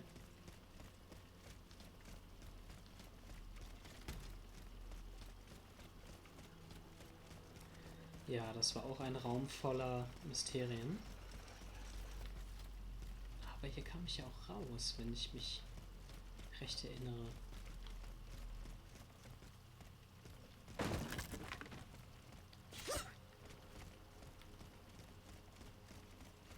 Habe ich mich wohl nicht recht erinnert. Blockiert. So viele Mysterien noch. In diesem Haus.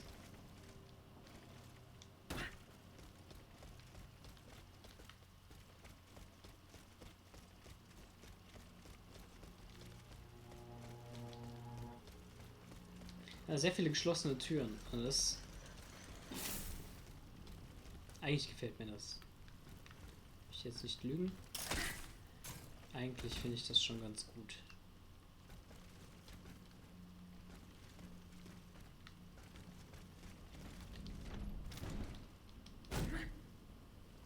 Das war nicht so klug.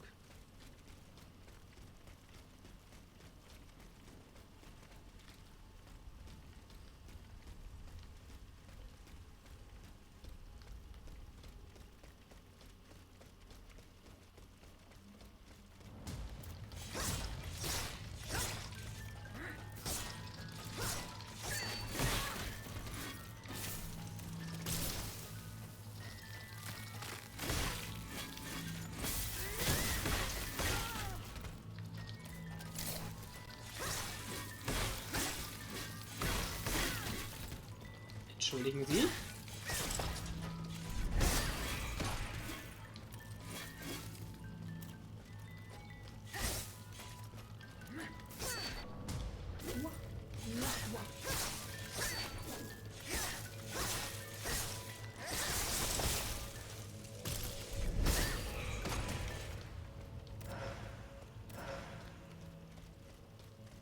Ah, ganz schön aufregend hier.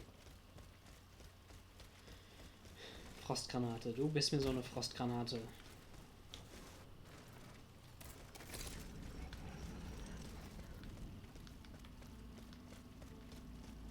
Zu. Alles zu. Coole Statue. Auf jeden Fall.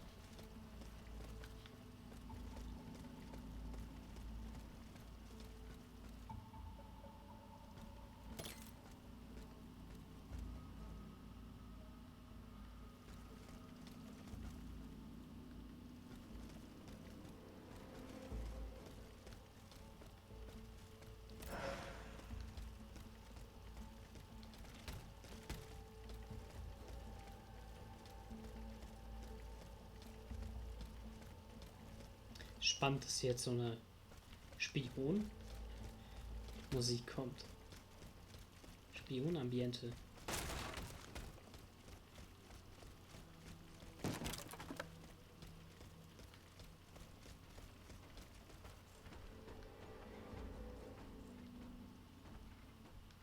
Ja, dann clearen wir auch erstmal den Bereich hier, ne? Und da ist schon wieder einer.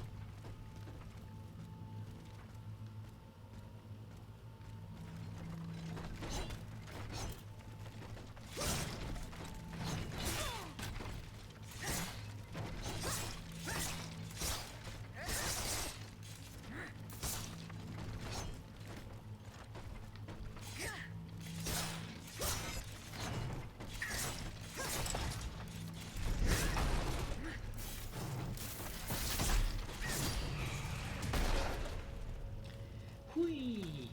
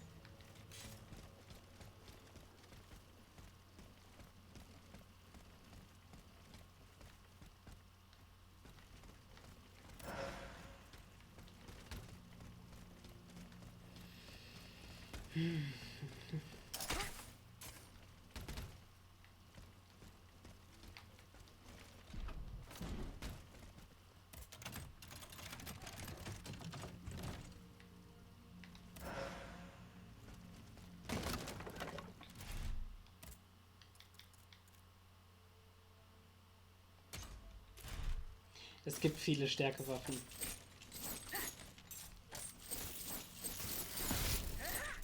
Oh, und gefühlt sind die auch alle cooler. No. Boah, wie cool das ist.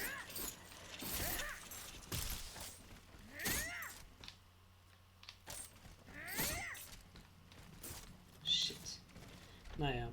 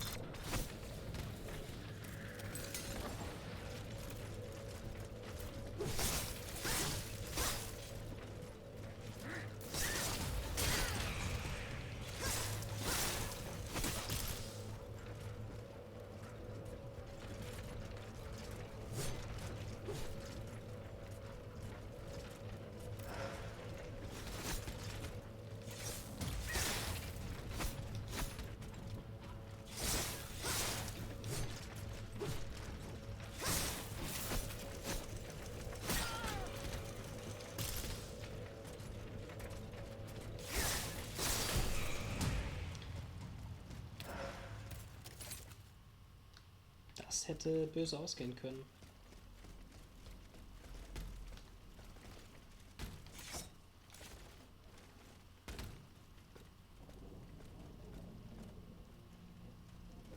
Wird das ein Gegner? Das fände ich schon ganz cool. Ein bisschen Foreshadowing.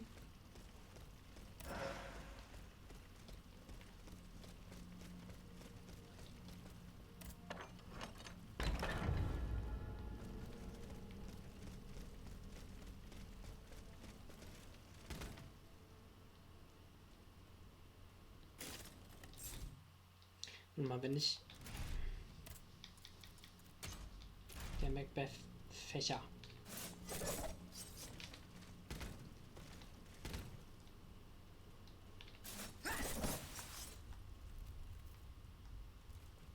Ja, gut, jetzt liegt das da unten. Schön.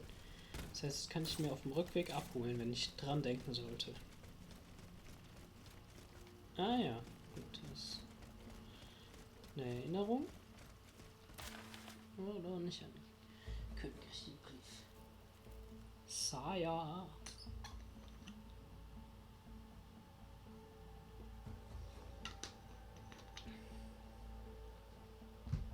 Ja.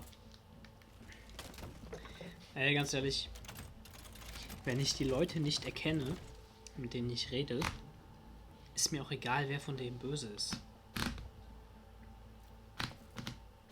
Also, Monsieur Lavoisier,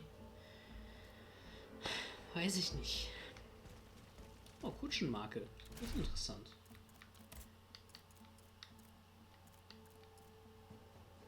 Muscati.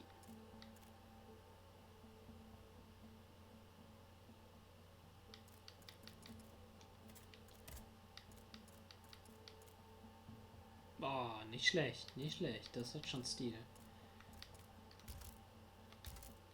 Also klamottentechnisch finde ich schon cool. Finde ich schon alles ziemlich cool. Aber naja. Ich glaube, ich bin auch, was Klamotten angeht, ganz gut dabei.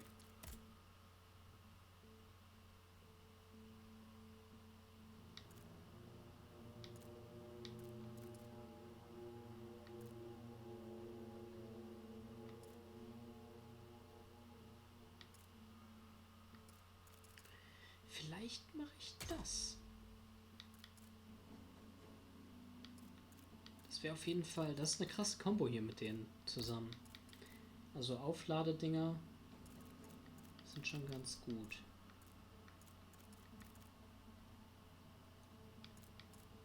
Ansonsten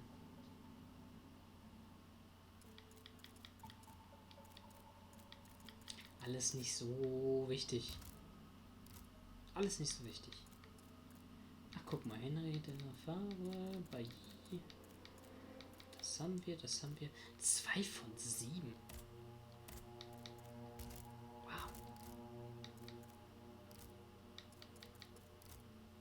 Wow.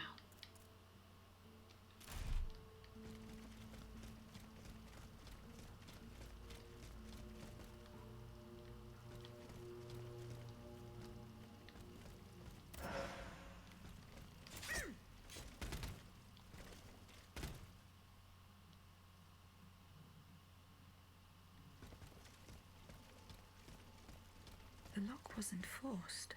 Whoever opened it had the key. Monsieur Necker's bonds are still there. There's something engraved on it. H.G. Riquetti. Comte de Mirabeau.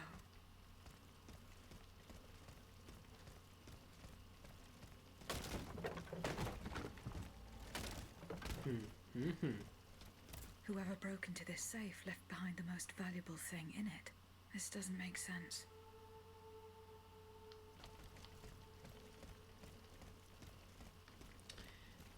Okay.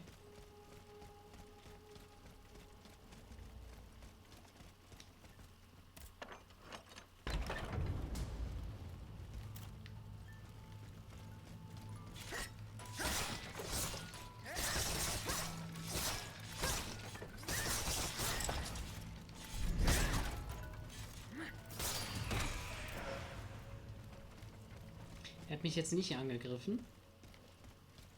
Tut mir fast schon ein bisschen leid dann.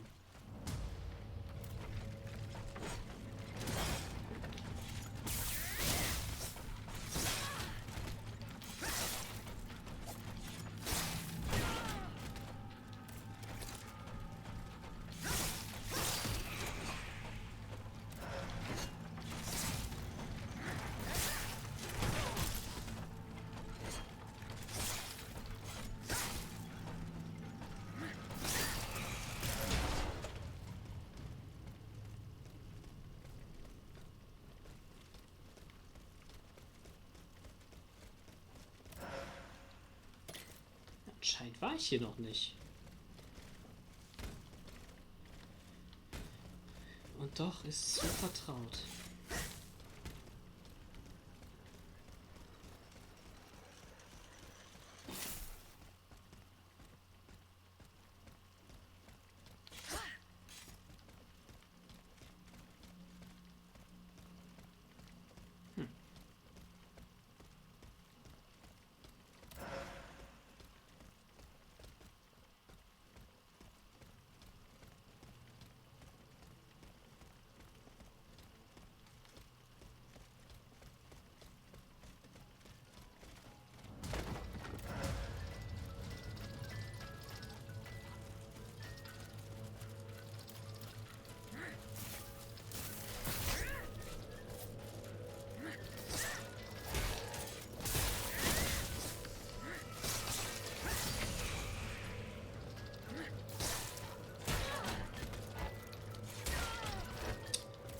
Komm.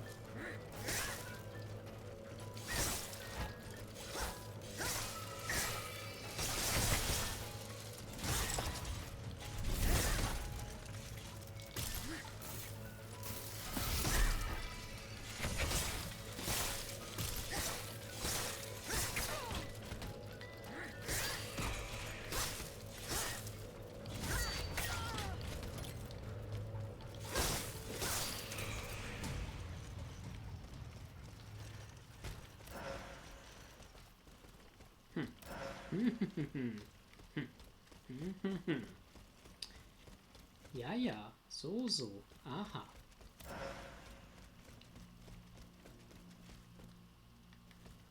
Das kann ich ja fast nicht glauben, dass ich hier nirgendwo war.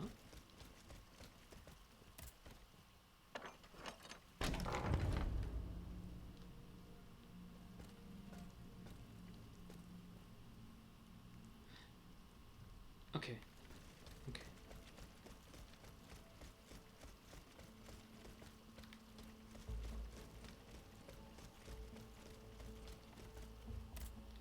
Das ist die andere Seite. Yeah, da kann ich mir jetzt das Item holen. Wo ist es gelandet?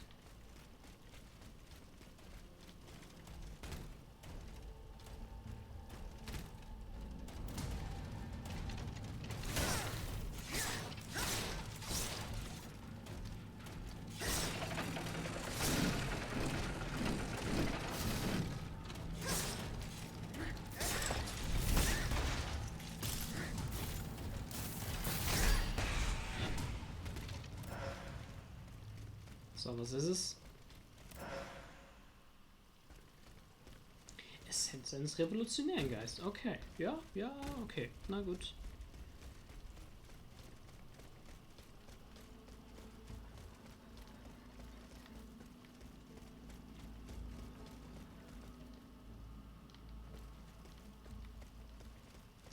So, die Sache ist die. Ich habe ja bestimmt nicht alles durchsuchen können. Bin jetzt, glaube ich, auf der anderen Seite hoch.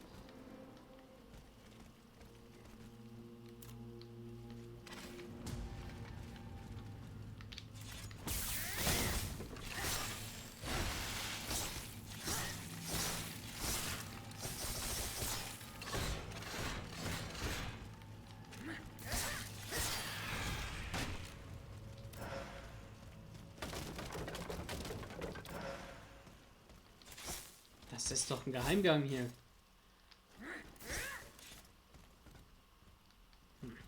Schade.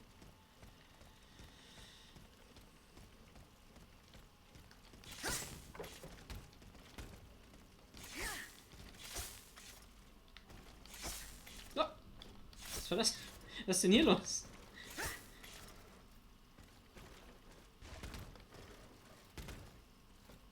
Ich gehe einfach durch. Hä?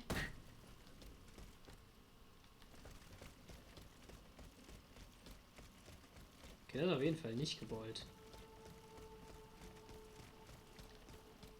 Wenn, dann ist es ganz schön dumm. Okay, hier war ja auch sonst nichts mehr.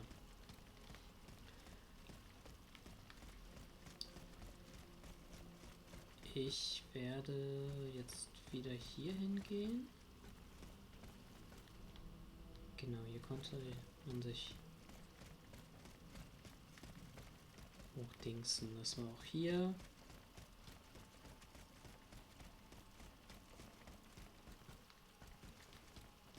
Das ist diese Zwischenetage. Hier habe ich heroisch gekämpft.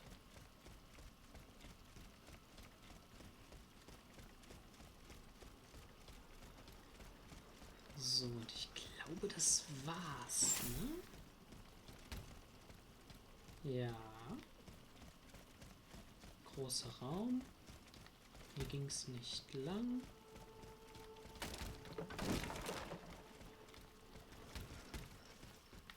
Sitz des Königs.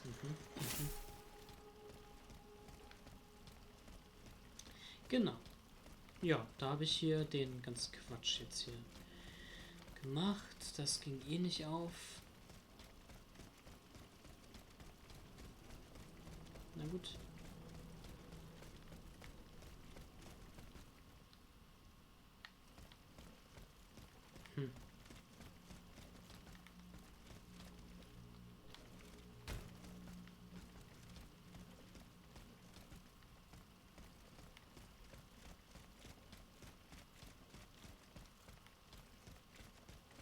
Irgendwie dachte ich mir, würden sich jetzt hier alle Räume erschließen.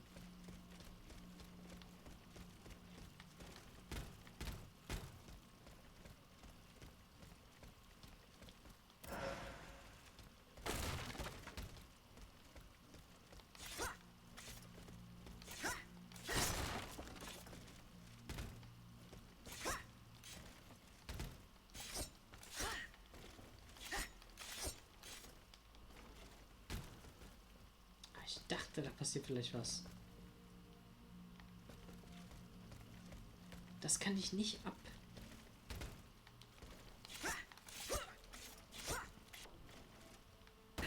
Schade.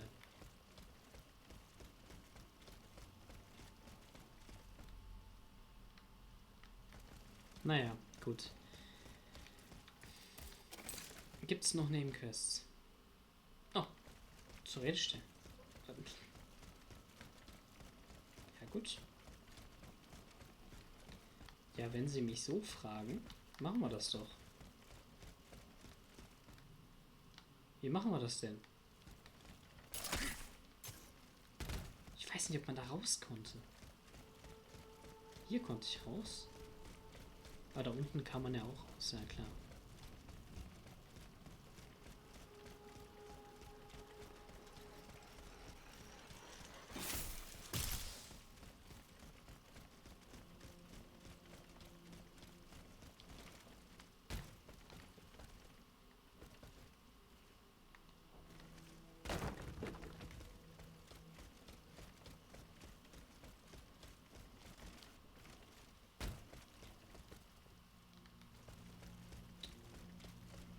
Ich suche den Ausgang.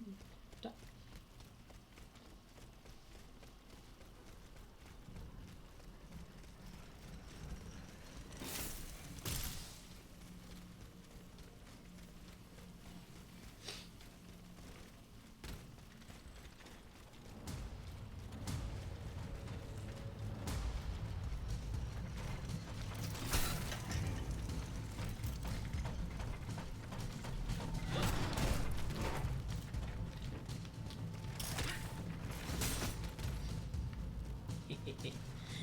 Okay, dafür ist der Haken wirklich ganz gut. Da hinten ist er. Angeblich.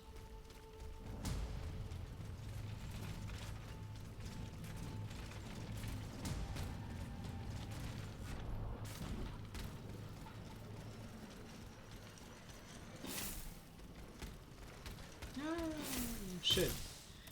Das machen wir. Das machen wir auf jeden Fall. So.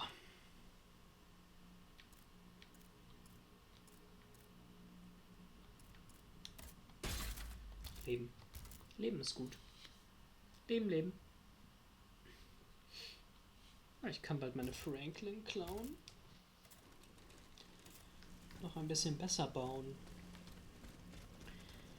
Um damit besser Leute zu verhauen. Und Roboterfrauen. Ich bin eine Roboterfrau, ich darf das.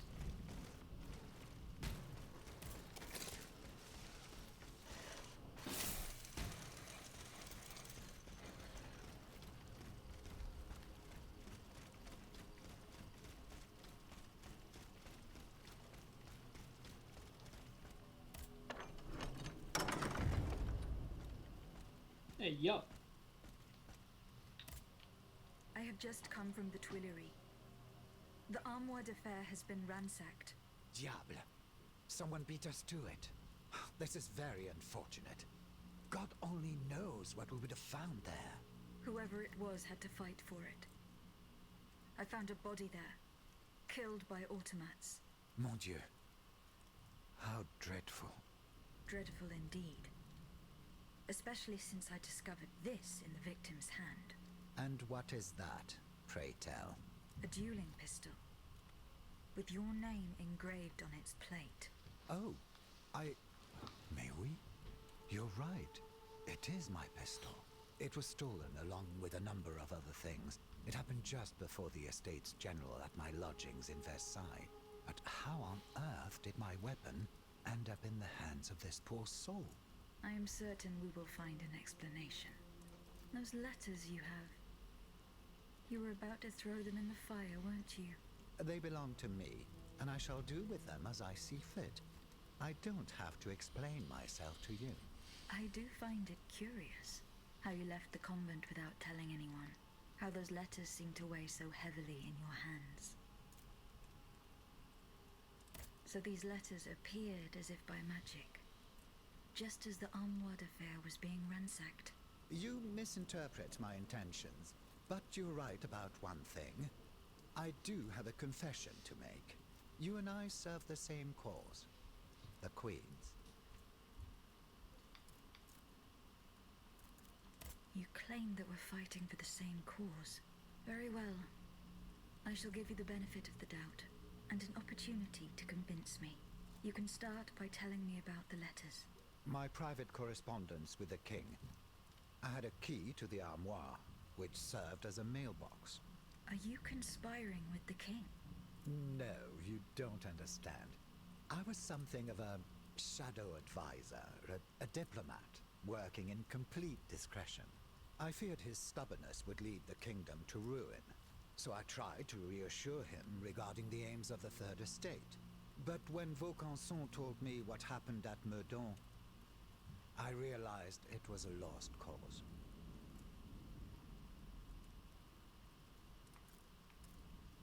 You claim to be a friend of the Queen. The King has gone insane. After what happened at Meudon, that much is clear.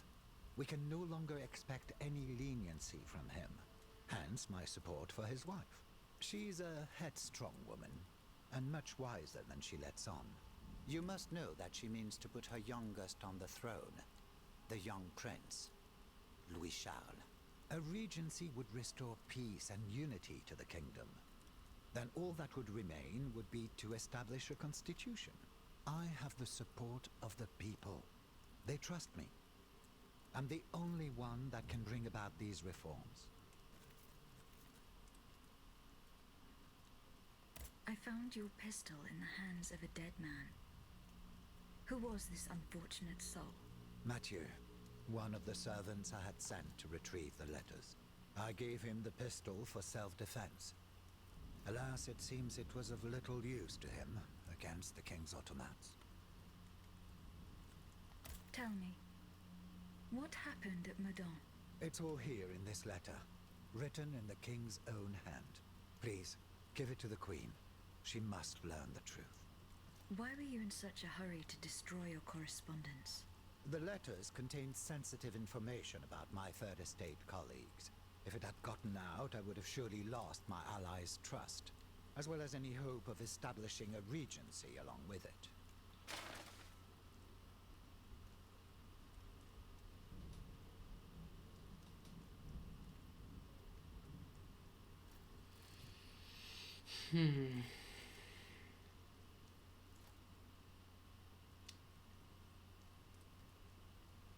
Ui, okay. Hier steht, dass ich meinen Sohn getötet habe. Das ist natürlich mal ein Geständnis, ne?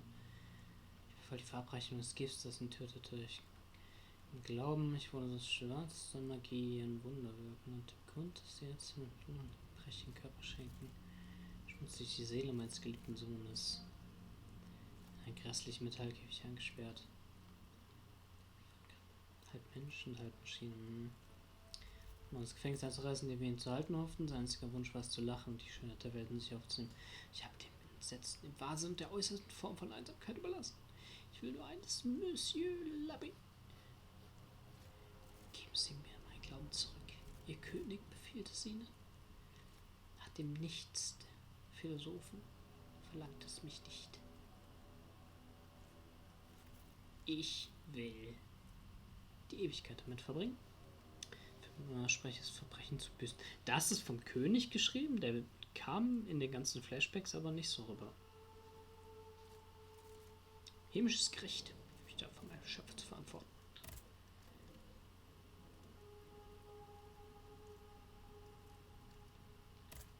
Okay.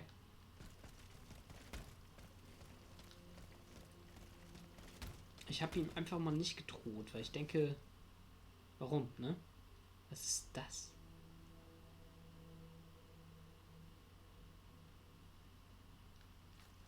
strange.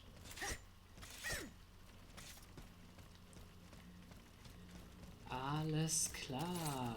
So, der Kompass zeigt nichts.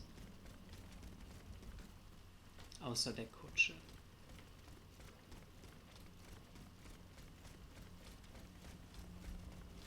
Dann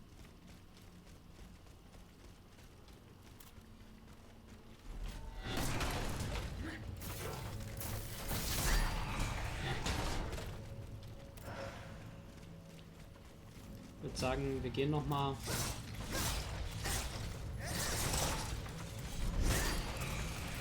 ein Ründchen, ne? Gehen noch mal ein Ründchen spazieren so.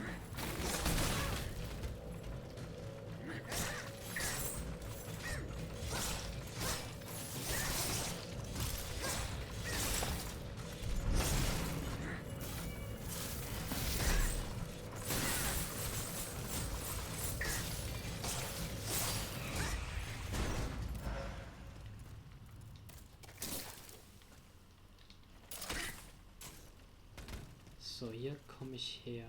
Ah, nee, doch nicht. Oder doch? Oder nicht? Oder doch? Oder nicht? Doch. Nee.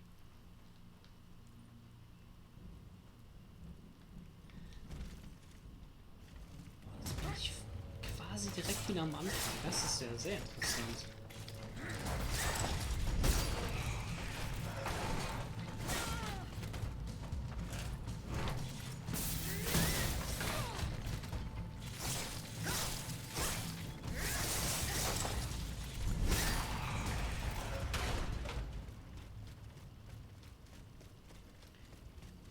Komm, dann mache ich den ganzen Quatsch hier auch noch tot.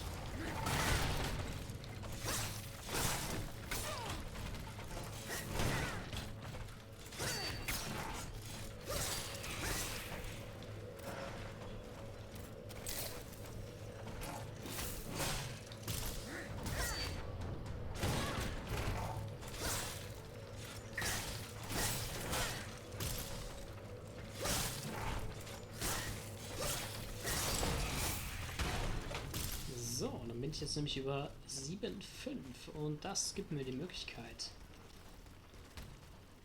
meine Waffe abzugraden.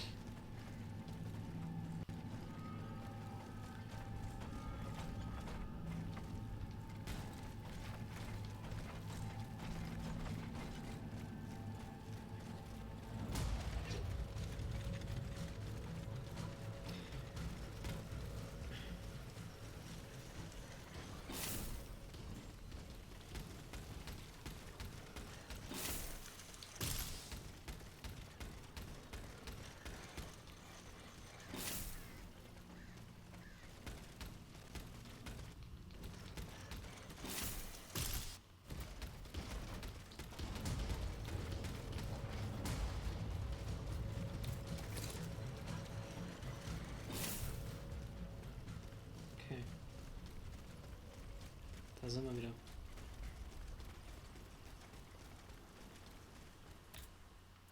Ich habe noch eine Korrespondenz, wie schön.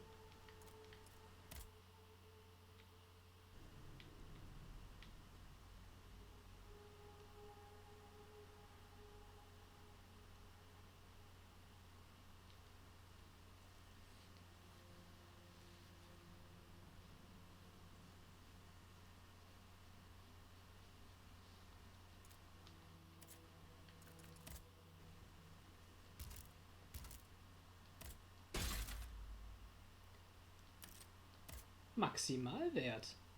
Ja, holla. Cool.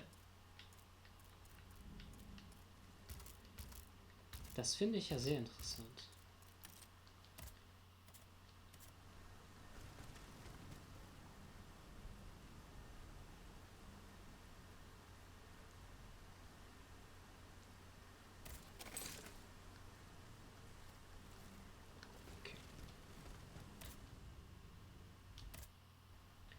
So, wir reisen. Hier sind wir fertig. Dann haben wir nur noch die Reiter finden. Oh ja, doch, das wollte ich machen. Das ist mir so lange verwehrt geblieben. Das mache ich jetzt.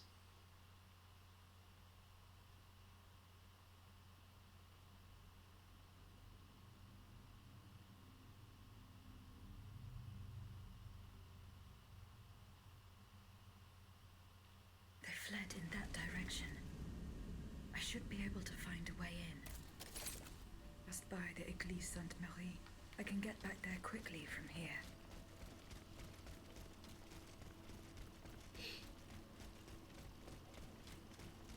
Da hätte ich vielleicht mal den Shortcut öffnen können, aber ich wurde ja direkt katapultiert, sozusagen.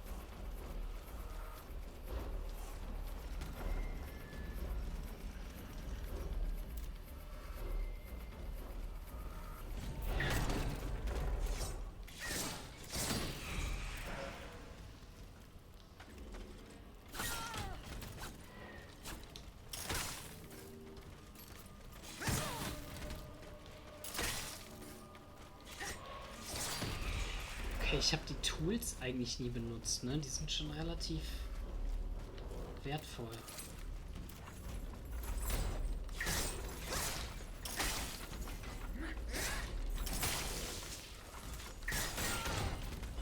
Ich dachte, du bist elektrisiert.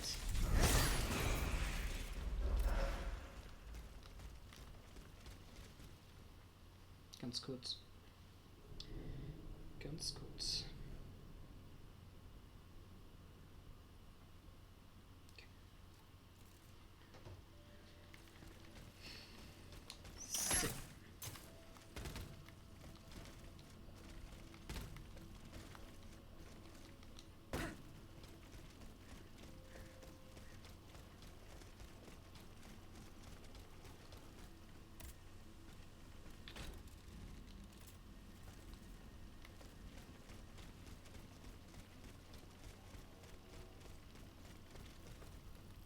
Some worshippers were able to escape the automats.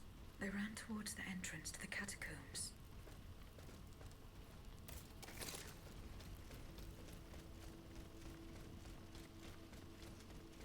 Ah, ja, da kam ich ja letztes Mal nicht weiter. Oder, nee, heute.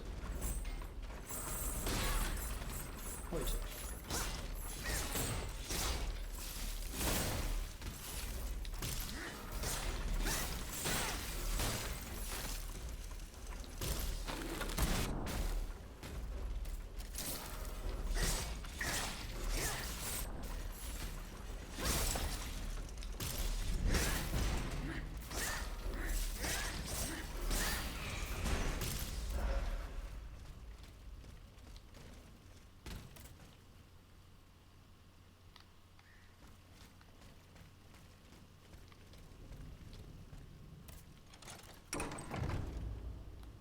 Oh, Junge, Junge, Junge, Junge. Das ist aber jetzt nicht...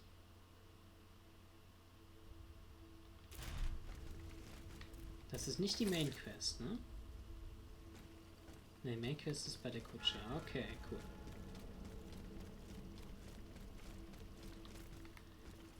Katakomben.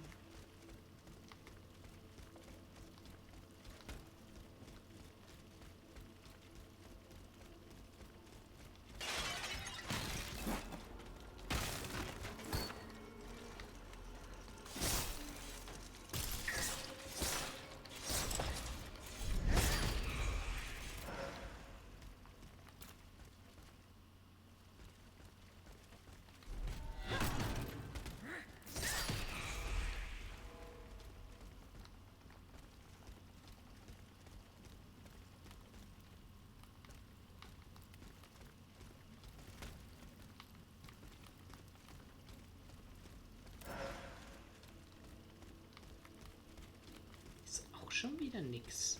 Immer diese Dead Ends.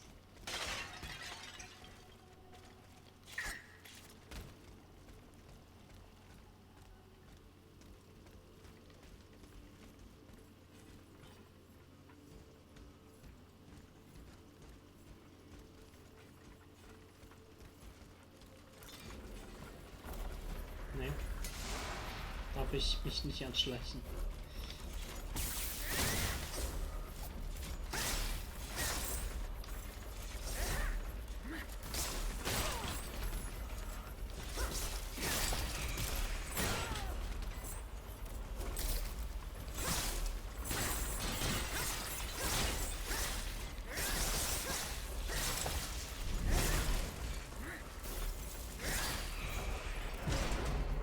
Oh, hello.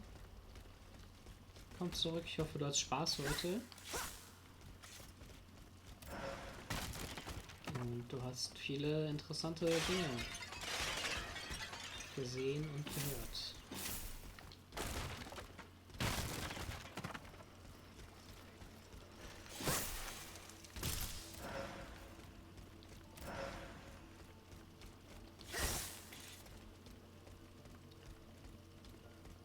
So. Hier hing doch irgendwo... Achso, den Sack habe ich schon.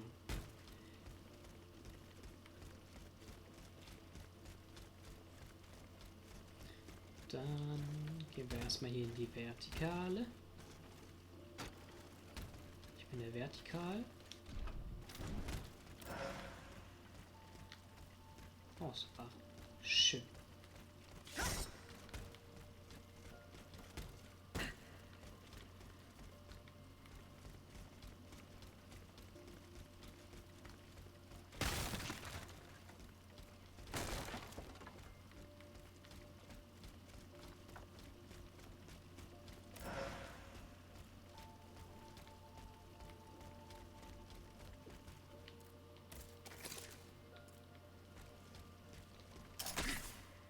Ups.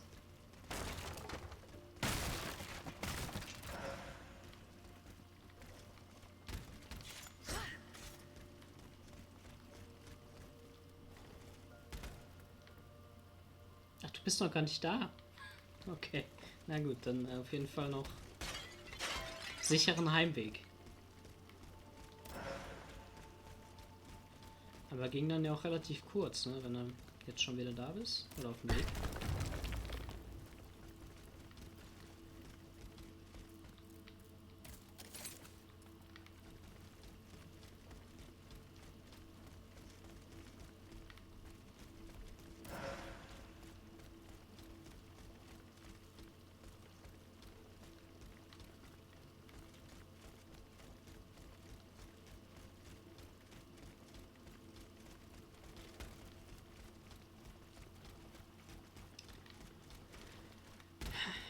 Okay, das habe ich kaputt gemacht. Und hier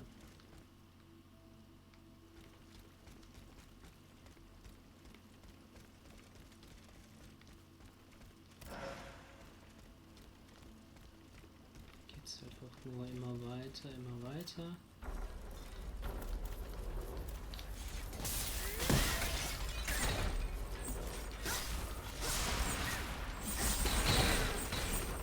Okay.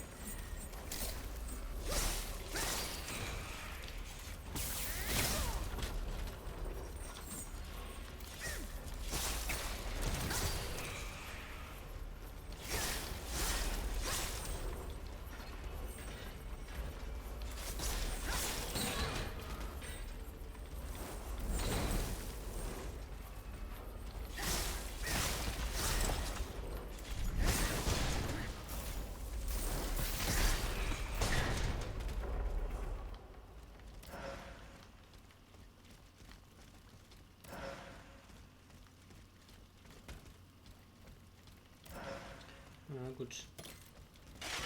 Ja, früh. Na, gerade mal 9 Uhr.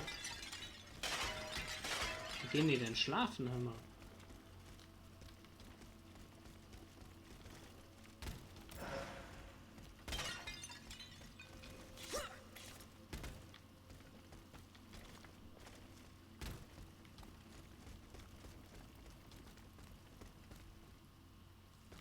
Ich kann hier nirgendwo hoch. Hier klettern noch? Nee. Also hier ist auch kein Sack.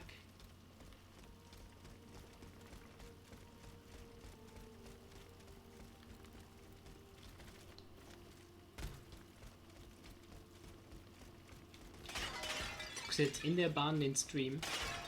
Das finde ich schon gut. Dann kannst du Werbung machen. Jetzt sollen sich alle einen Twitch-Account machen und alle subscriben. 4:30 Uhr. Okay, naja. 4:30 Uhr kenne ich. Aber nicht zum Aufstehen.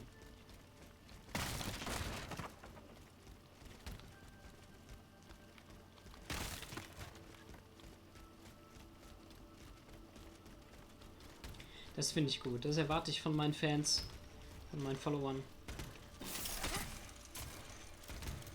Alles für den Stream geben.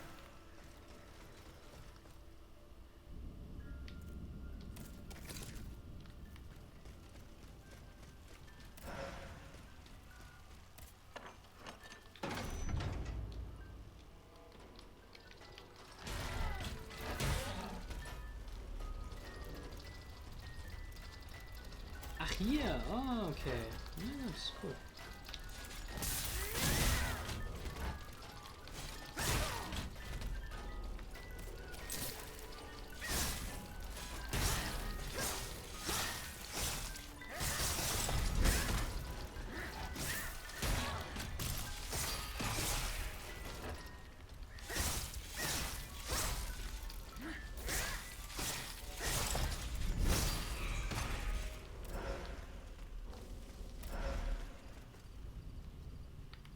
Ganz genau so.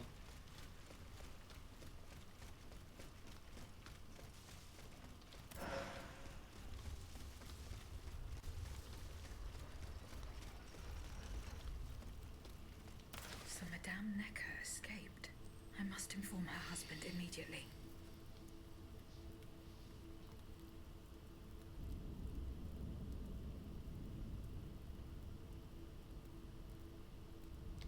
Okay, cool.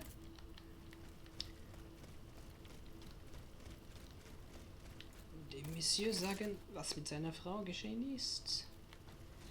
Und dann die Reiter finden.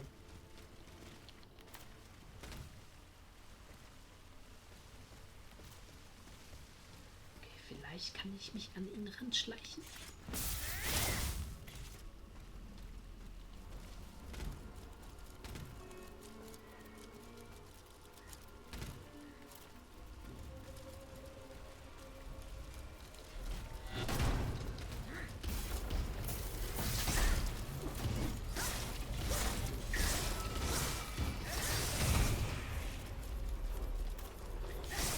So muss das doch sein hier, Mensch.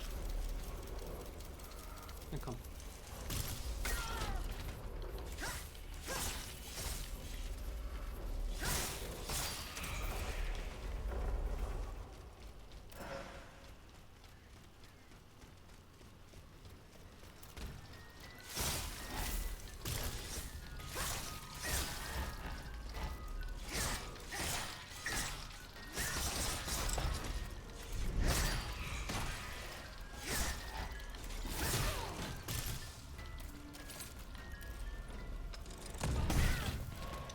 Ups.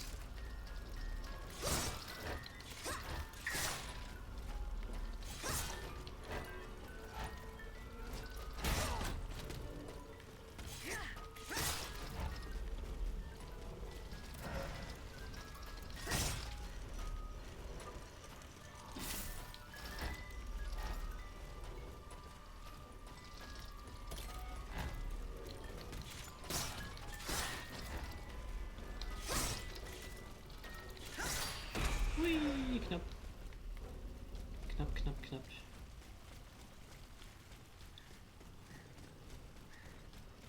So. Ah, ja, okay. Da und dann...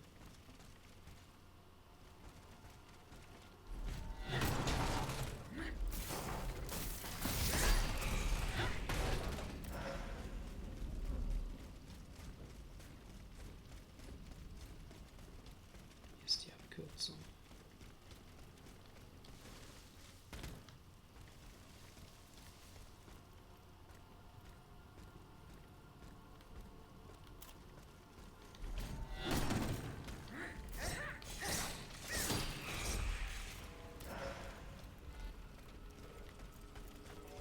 So, da ging es jetzt nochmal lang.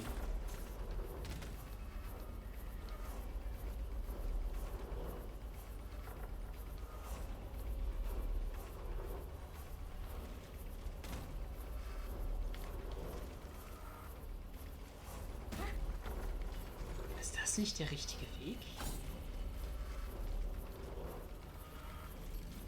Ah, hier. Ah, ja. Okay. Genau, genau.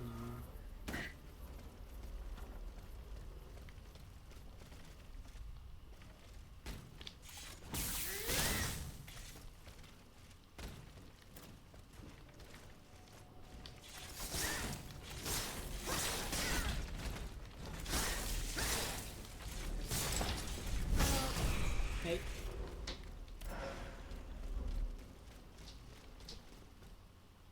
So, jetzt kann ich hier rüber. Endlich.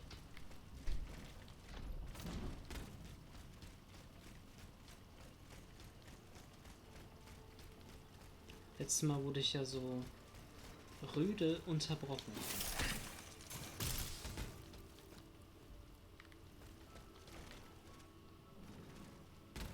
Vor allen Dingen konnte ich nicht looten, ne? Panzermodul. Das fällt mir jetzt erst auf. Ich habe den Loot liegen lassen. Das geht ja gar nicht.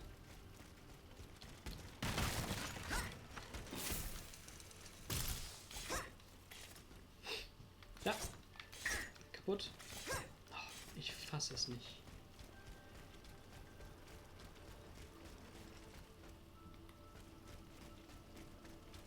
Viel mehr gibt es hier tatsächlich nicht zu holen. Da kam der Mann raus. Und ja.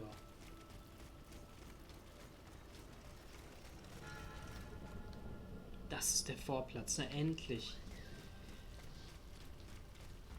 Da ist auch ein Bonfire, perfekt.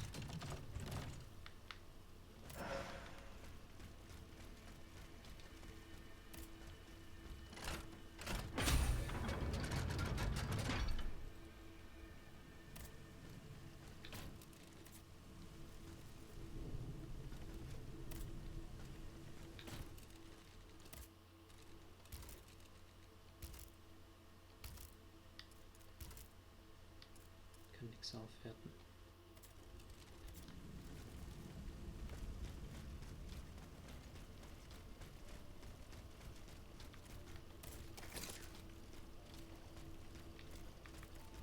Not a single one escaped.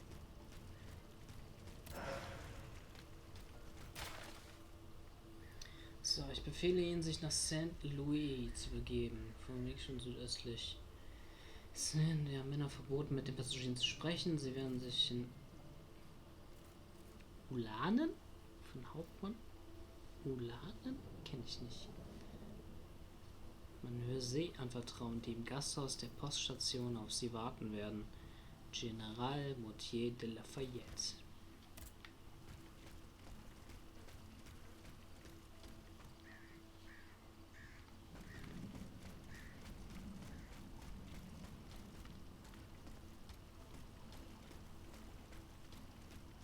Ach, jetzt ist es offen. Ach komm schon. Wirklich. Jetzt ist es offen.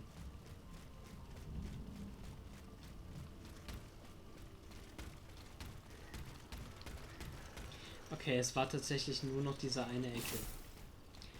Also... Dann mach's halt hier vorne auf und hier halt zu, damit man nicht zum Boss kommt, aber... Boah, weiß ich nicht. Rest des Abends.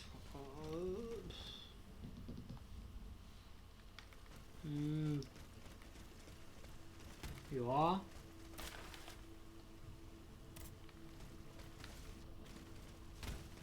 Oder, na, vielleicht noch so eine halbe Stunde, würde ich sagen. Bin jetzt schon 2,5 Stunden dran. Das sollte eigentlich reichen. Ich gehe jetzt nämlich zu den Typen nochmal hin. Für die Nebenquests.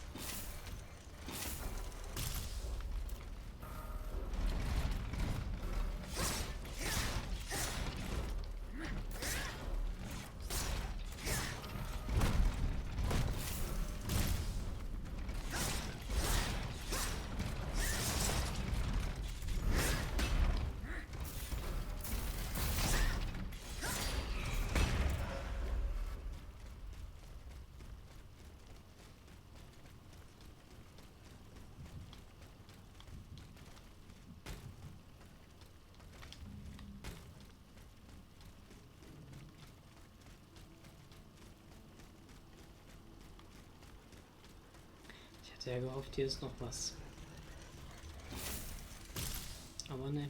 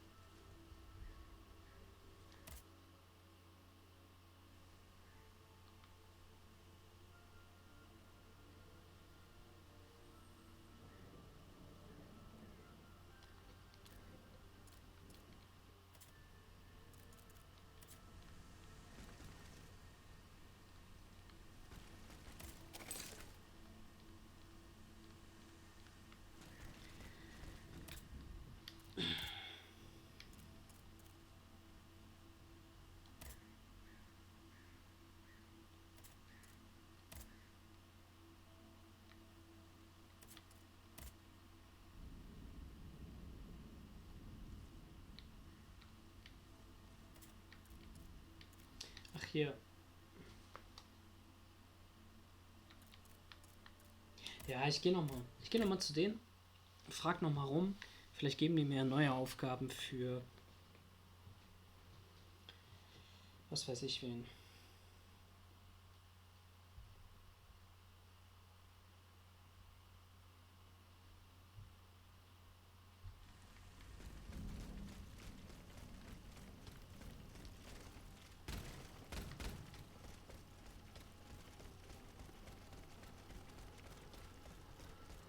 Ist jetzt wirklich nicht weit. Gucken wir mal hier auf den Kompass. Ja, okay, die wollen alle da.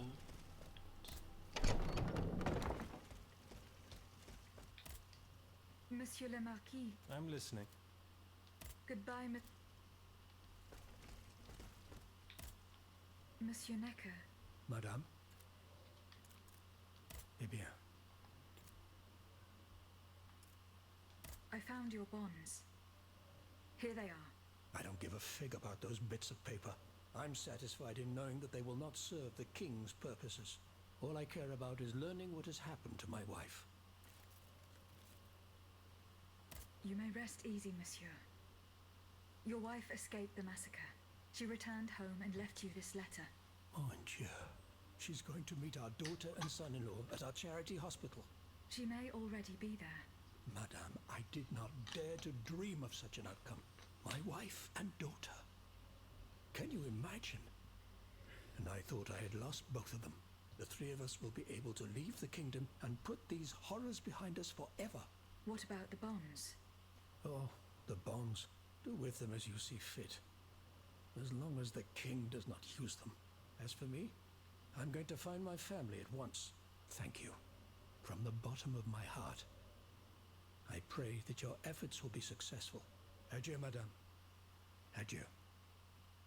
Minister Necker has given his bonds to me. That's quite a nice little sum. Can you imagine? That's 1/5 of the kingdom's entire wealth. Wealth that the king squanders for his personal benefit according to his whims. Ma foi. Monsieur Necker certainly has been very generous to his adoptive country. Generous? I have my doubts. The loan was granted at a very high rate. So high, in fact, that it would have dug the deficit into an even deeper state of abyss.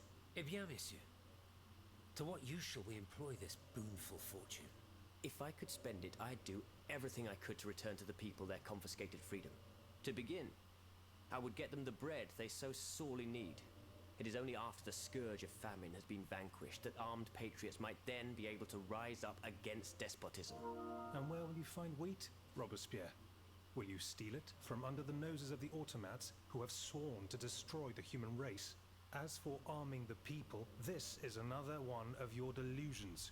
How could your ragged pack of wretches win any sort of battle that'd be unable to lift a sword? When you insult the people, you insult me, Monsieur de Lafayette. I am not insulting anyone, Robespierre. But I happen to know what it takes to fight. Unlike you. Messieurs, I was but a lad of 15 when I took up arms, and everyone here knows my role in the liberation of America from British rule.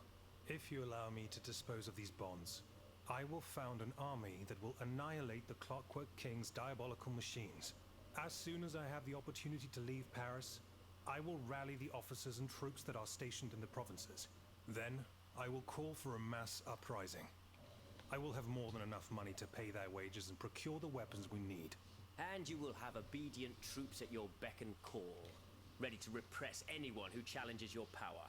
These troops will only serve the will of the people. I swear it. Are you sure that the king has spared the rest of the kingdom, Monsieur le Marquis? I am almost certain of it, mon père. Despite all of his resources, the king does not have enough manpower to occupy all the garrisons in the country. Aegis, no member of this assembly can force your hand. The choice is yours. To whom will you entrust Monsieur Necker's bonds?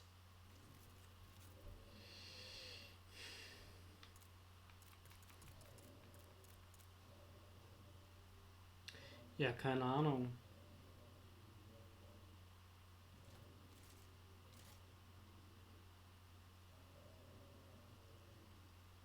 Schwierig. Schwierig. Ich bin mir nicht sicher. Ich mach mal Robespierre. Maximilien de Robespierre, I have chosen to entrust this fortune to you. Very well, madame. I promise that I will use it for one purpose only. Freedom for the people and by the people. When a monarch violates the people's most fundamental rights, insurrection is their most sacred and indispensable duty. But we must be wary of warmongers, who claim to defend our happiness. Bon sang, am I the only one who is weary of hearing these tiresome monologues? For they wish only to silence us, and take their own turn at playing tyrant. Congratulations, Aegis. You've chosen a speechifier as Commander-in-Chief. I am sure the king will be delighted to hear this. He need not fear for his throne now.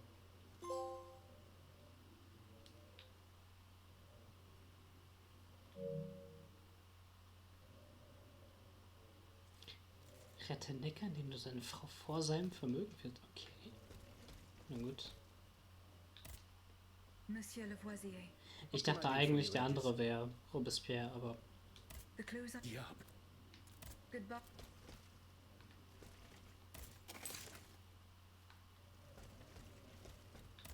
Schade. Monsieur B. Goodbye, Monsieur B. Did you go to the hotel? No. Remember,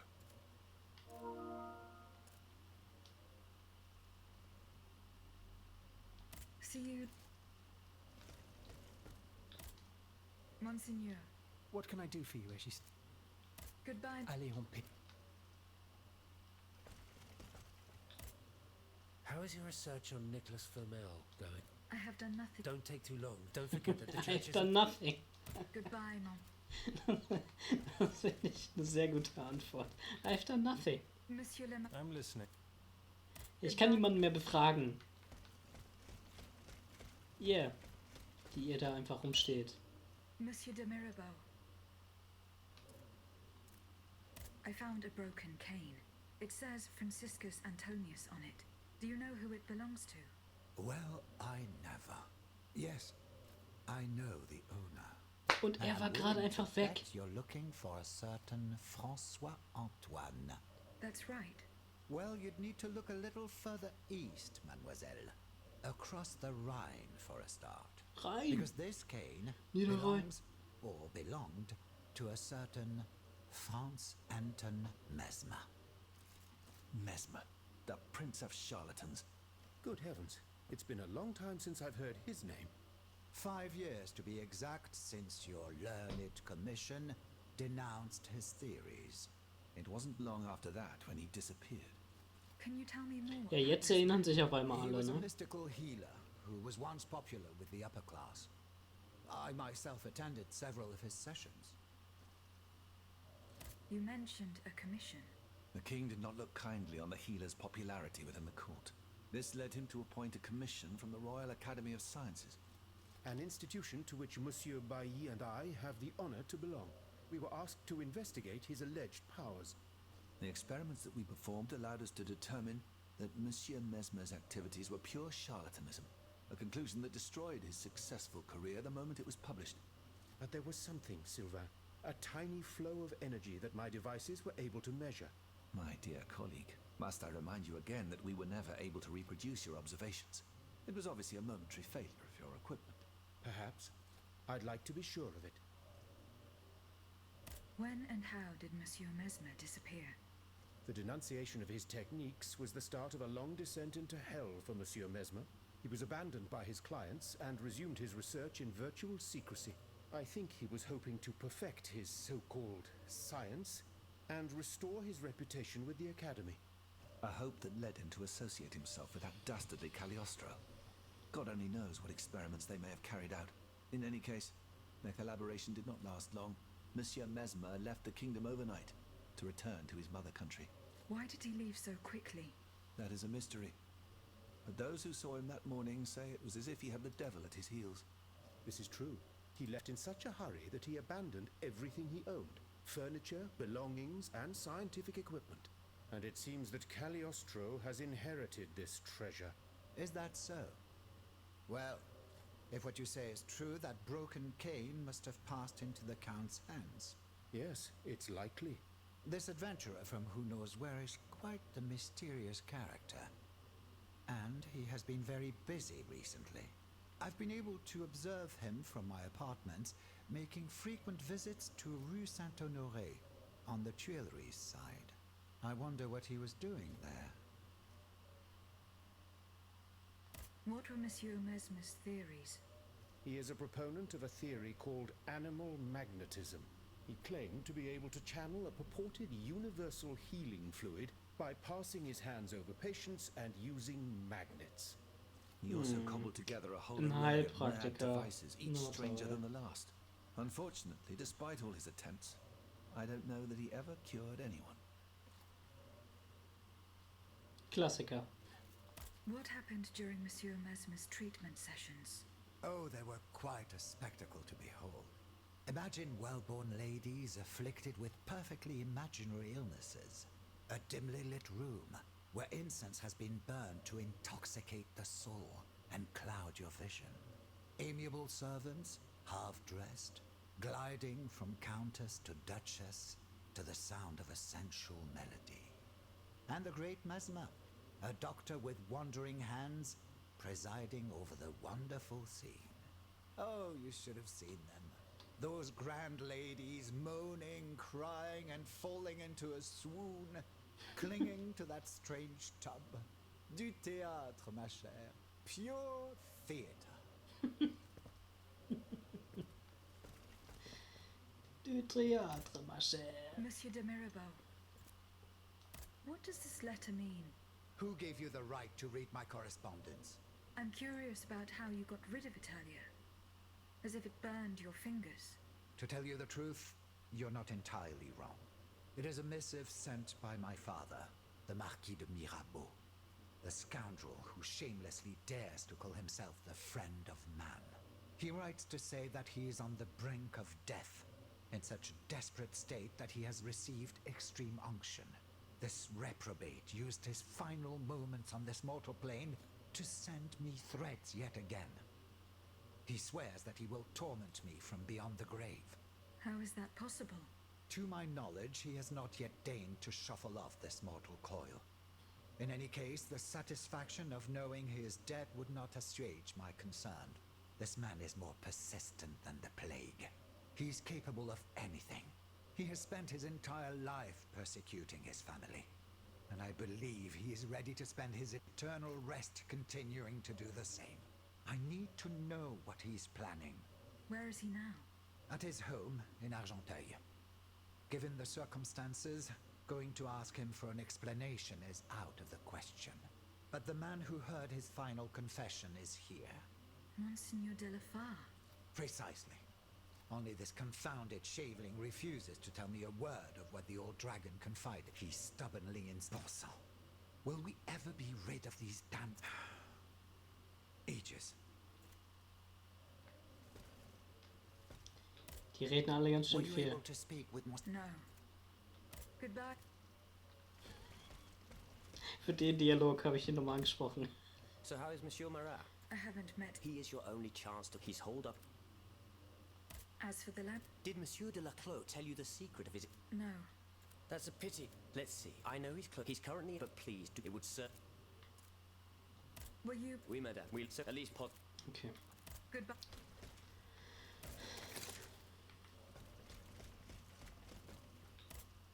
Monseigneur, What can I do for you? Monseigneur, What has gotten into all of you? I will say it one last time and pray that they will find nothing, and no one will make me. Have I made myself clear? perfectly.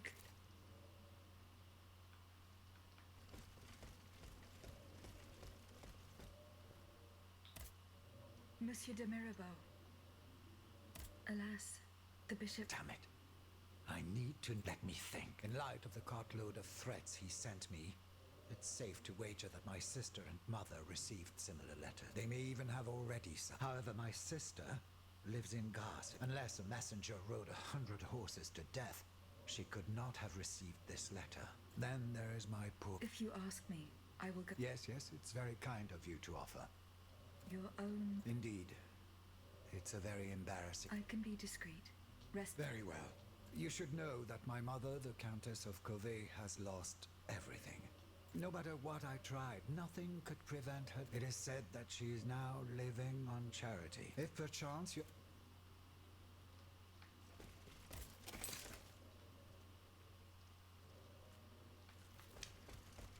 Okay.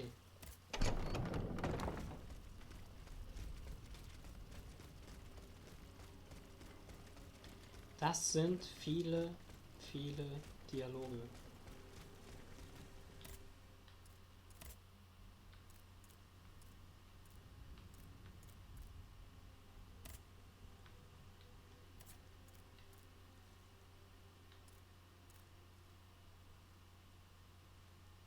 War da nicht gerade noch was vom Tutelier?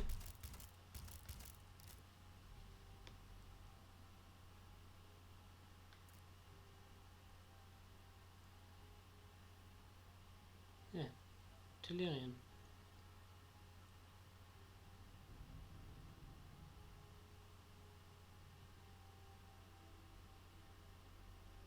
Ah, okay. Wir wissen also noch nicht.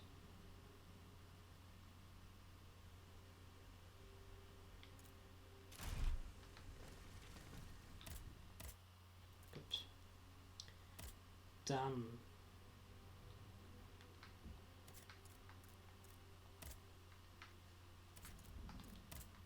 Hatte ich nicht gerade eine ganze Reihe an Aufgaben? Ach, das war hier unten, um zu reden, ne?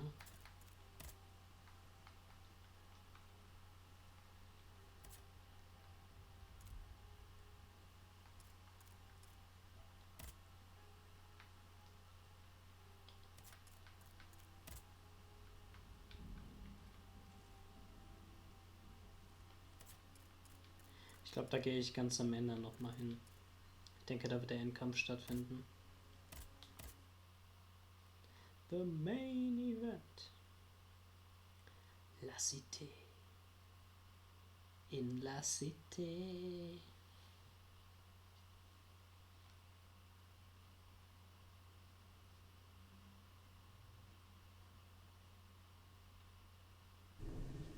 So. Ah ja, hier sind wir. Okay. Da ist Nicolas Flamel. Da ist das Hotel.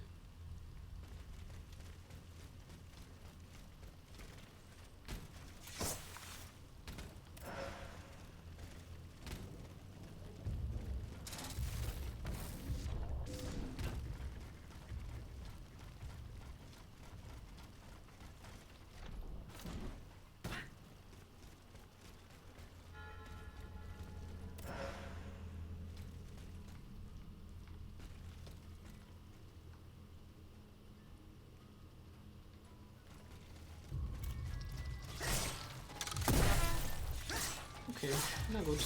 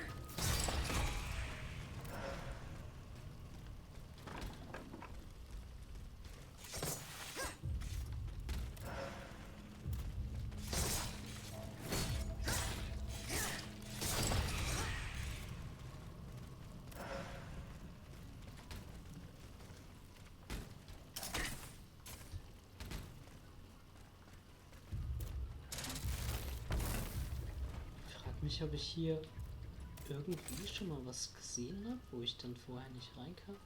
Ach ja, ich glaube hier dieses eine Tor, das nicht aufgeht. Das ist natürlich nicht so nett gewesen ist.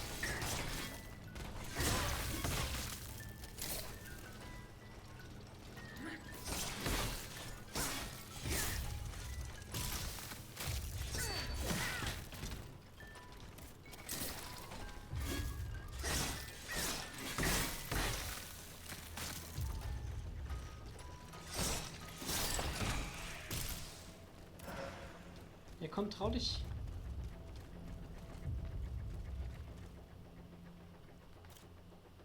Trau dich doch. Willst nicht, ne? Oder du kannst nicht.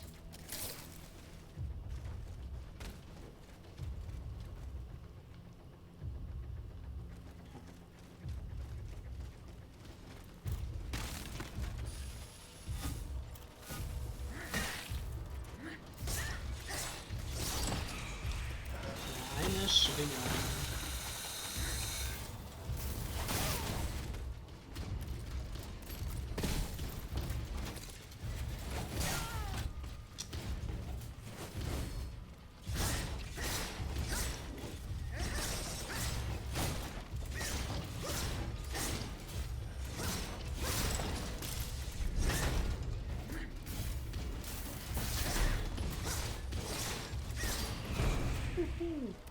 Das war auf jeden Fall knapp.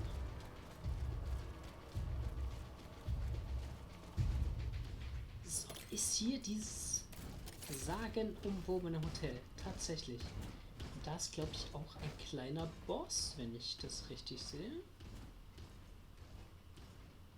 Wie aufregend.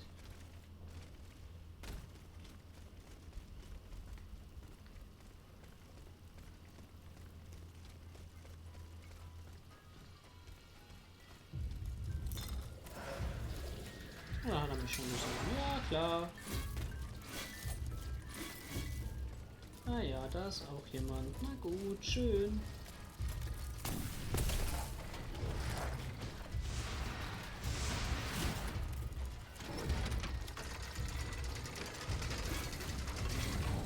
So. Das ist mir wichtig. Ah, okay. Ja, sehr gut. Ich bin jetzt quasi wieder am Anfang. So, kann ich jetzt hier rein? Nee, natürlich nicht.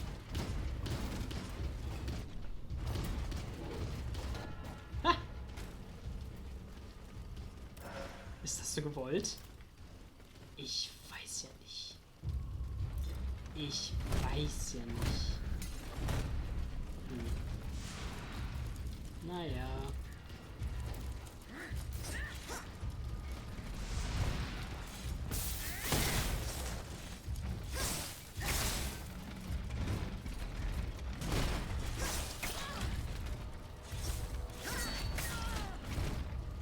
Wieder kann Parry.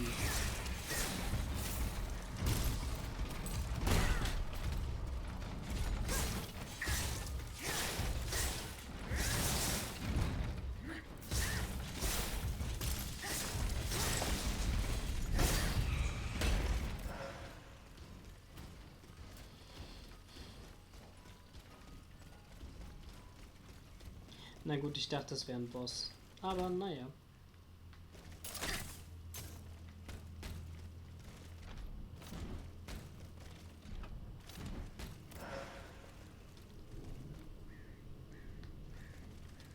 Was ist das denn hier? Ah, ich dachte, vielleicht könnte man so um die Ecke einen geilen Move machen. Kann man aber nicht.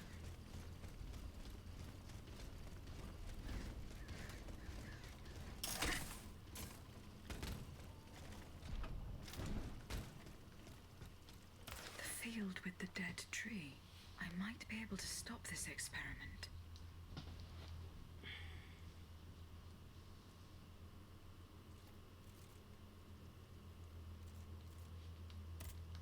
Cool. Den Ort des Experiments aufsuchen. Ja, den kennen wir doch schon. Das ist da, wo bisher nichts war. Königliche Muskete.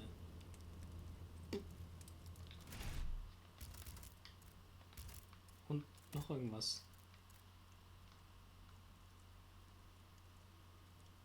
Ja, schon cool, schon cool.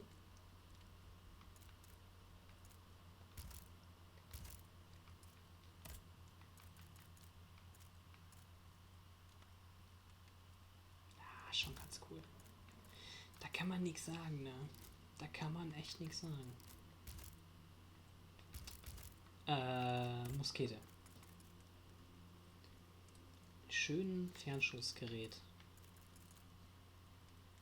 Und mit Frost. Okay. Macht auch Frost.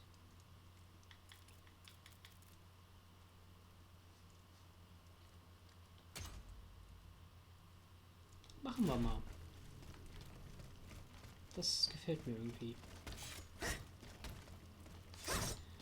Okay. Kompass sagt da. Kompass, du bist immer da. Bist mein Kompassion.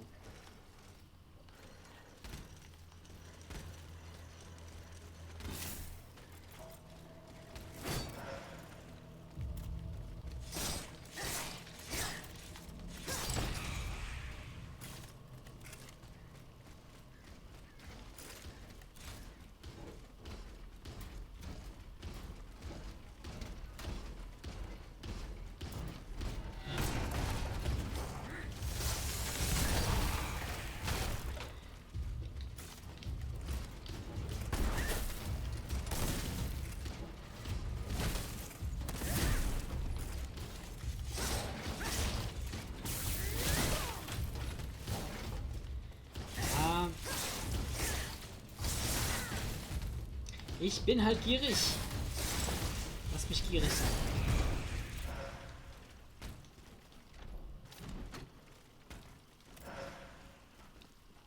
Ich bin geil auf den Loot. Gib mir den Loot. Ja, okay. Weiß ich nicht. So, ich bin jetzt hier. Ich kann jetzt nochmal aufsteigen. Was machen wir da? Eigentlich ist am besten immer Gewandtheit, ne?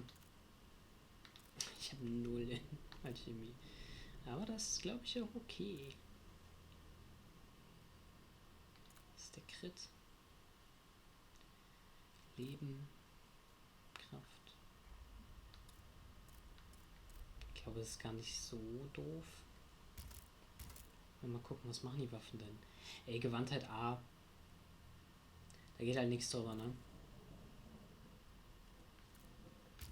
Alchemie ist C. Machen wir mal ein bisschen. Machen wir mal Alchemie, komm. Und Blitzschaden macht's ja auch. Das ist ja super. Komm. Gehen wir mal in Alchemie.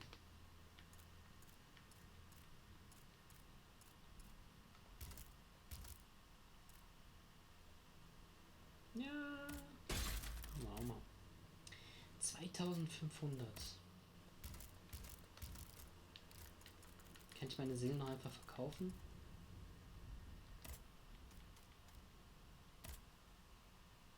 Ja.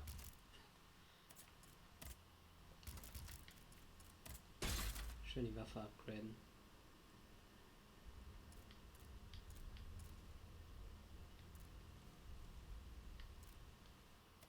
Gut. Keine neue Korrespondenz. Dann würde ich sagen, belassen wir es für heute dabei.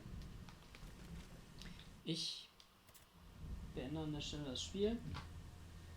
Ich sage danke an alle, die zugesehen haben. Es waren ja fast 3 Stunden. Irgendwie aber auch müde und keine Lust so richtig. Und, trotzdem, ich hoffe, es hat trotzdem Spaß gemacht für alle, die zugesehen haben und reingeschaltet, reingesappt haben. Ich werde am Dienstag, glaube ich, vielleicht wieder eine Runde machen. Vielleicht auch früher. Mal sehen. Vielleicht bin ich auch bis dahin durch mit Steelrising, man weiß es nicht. Neues Spiel. Gucken wir mal. Auf jeden Fall ein Herzchen für euch alle. und sag auf Wiederschauen.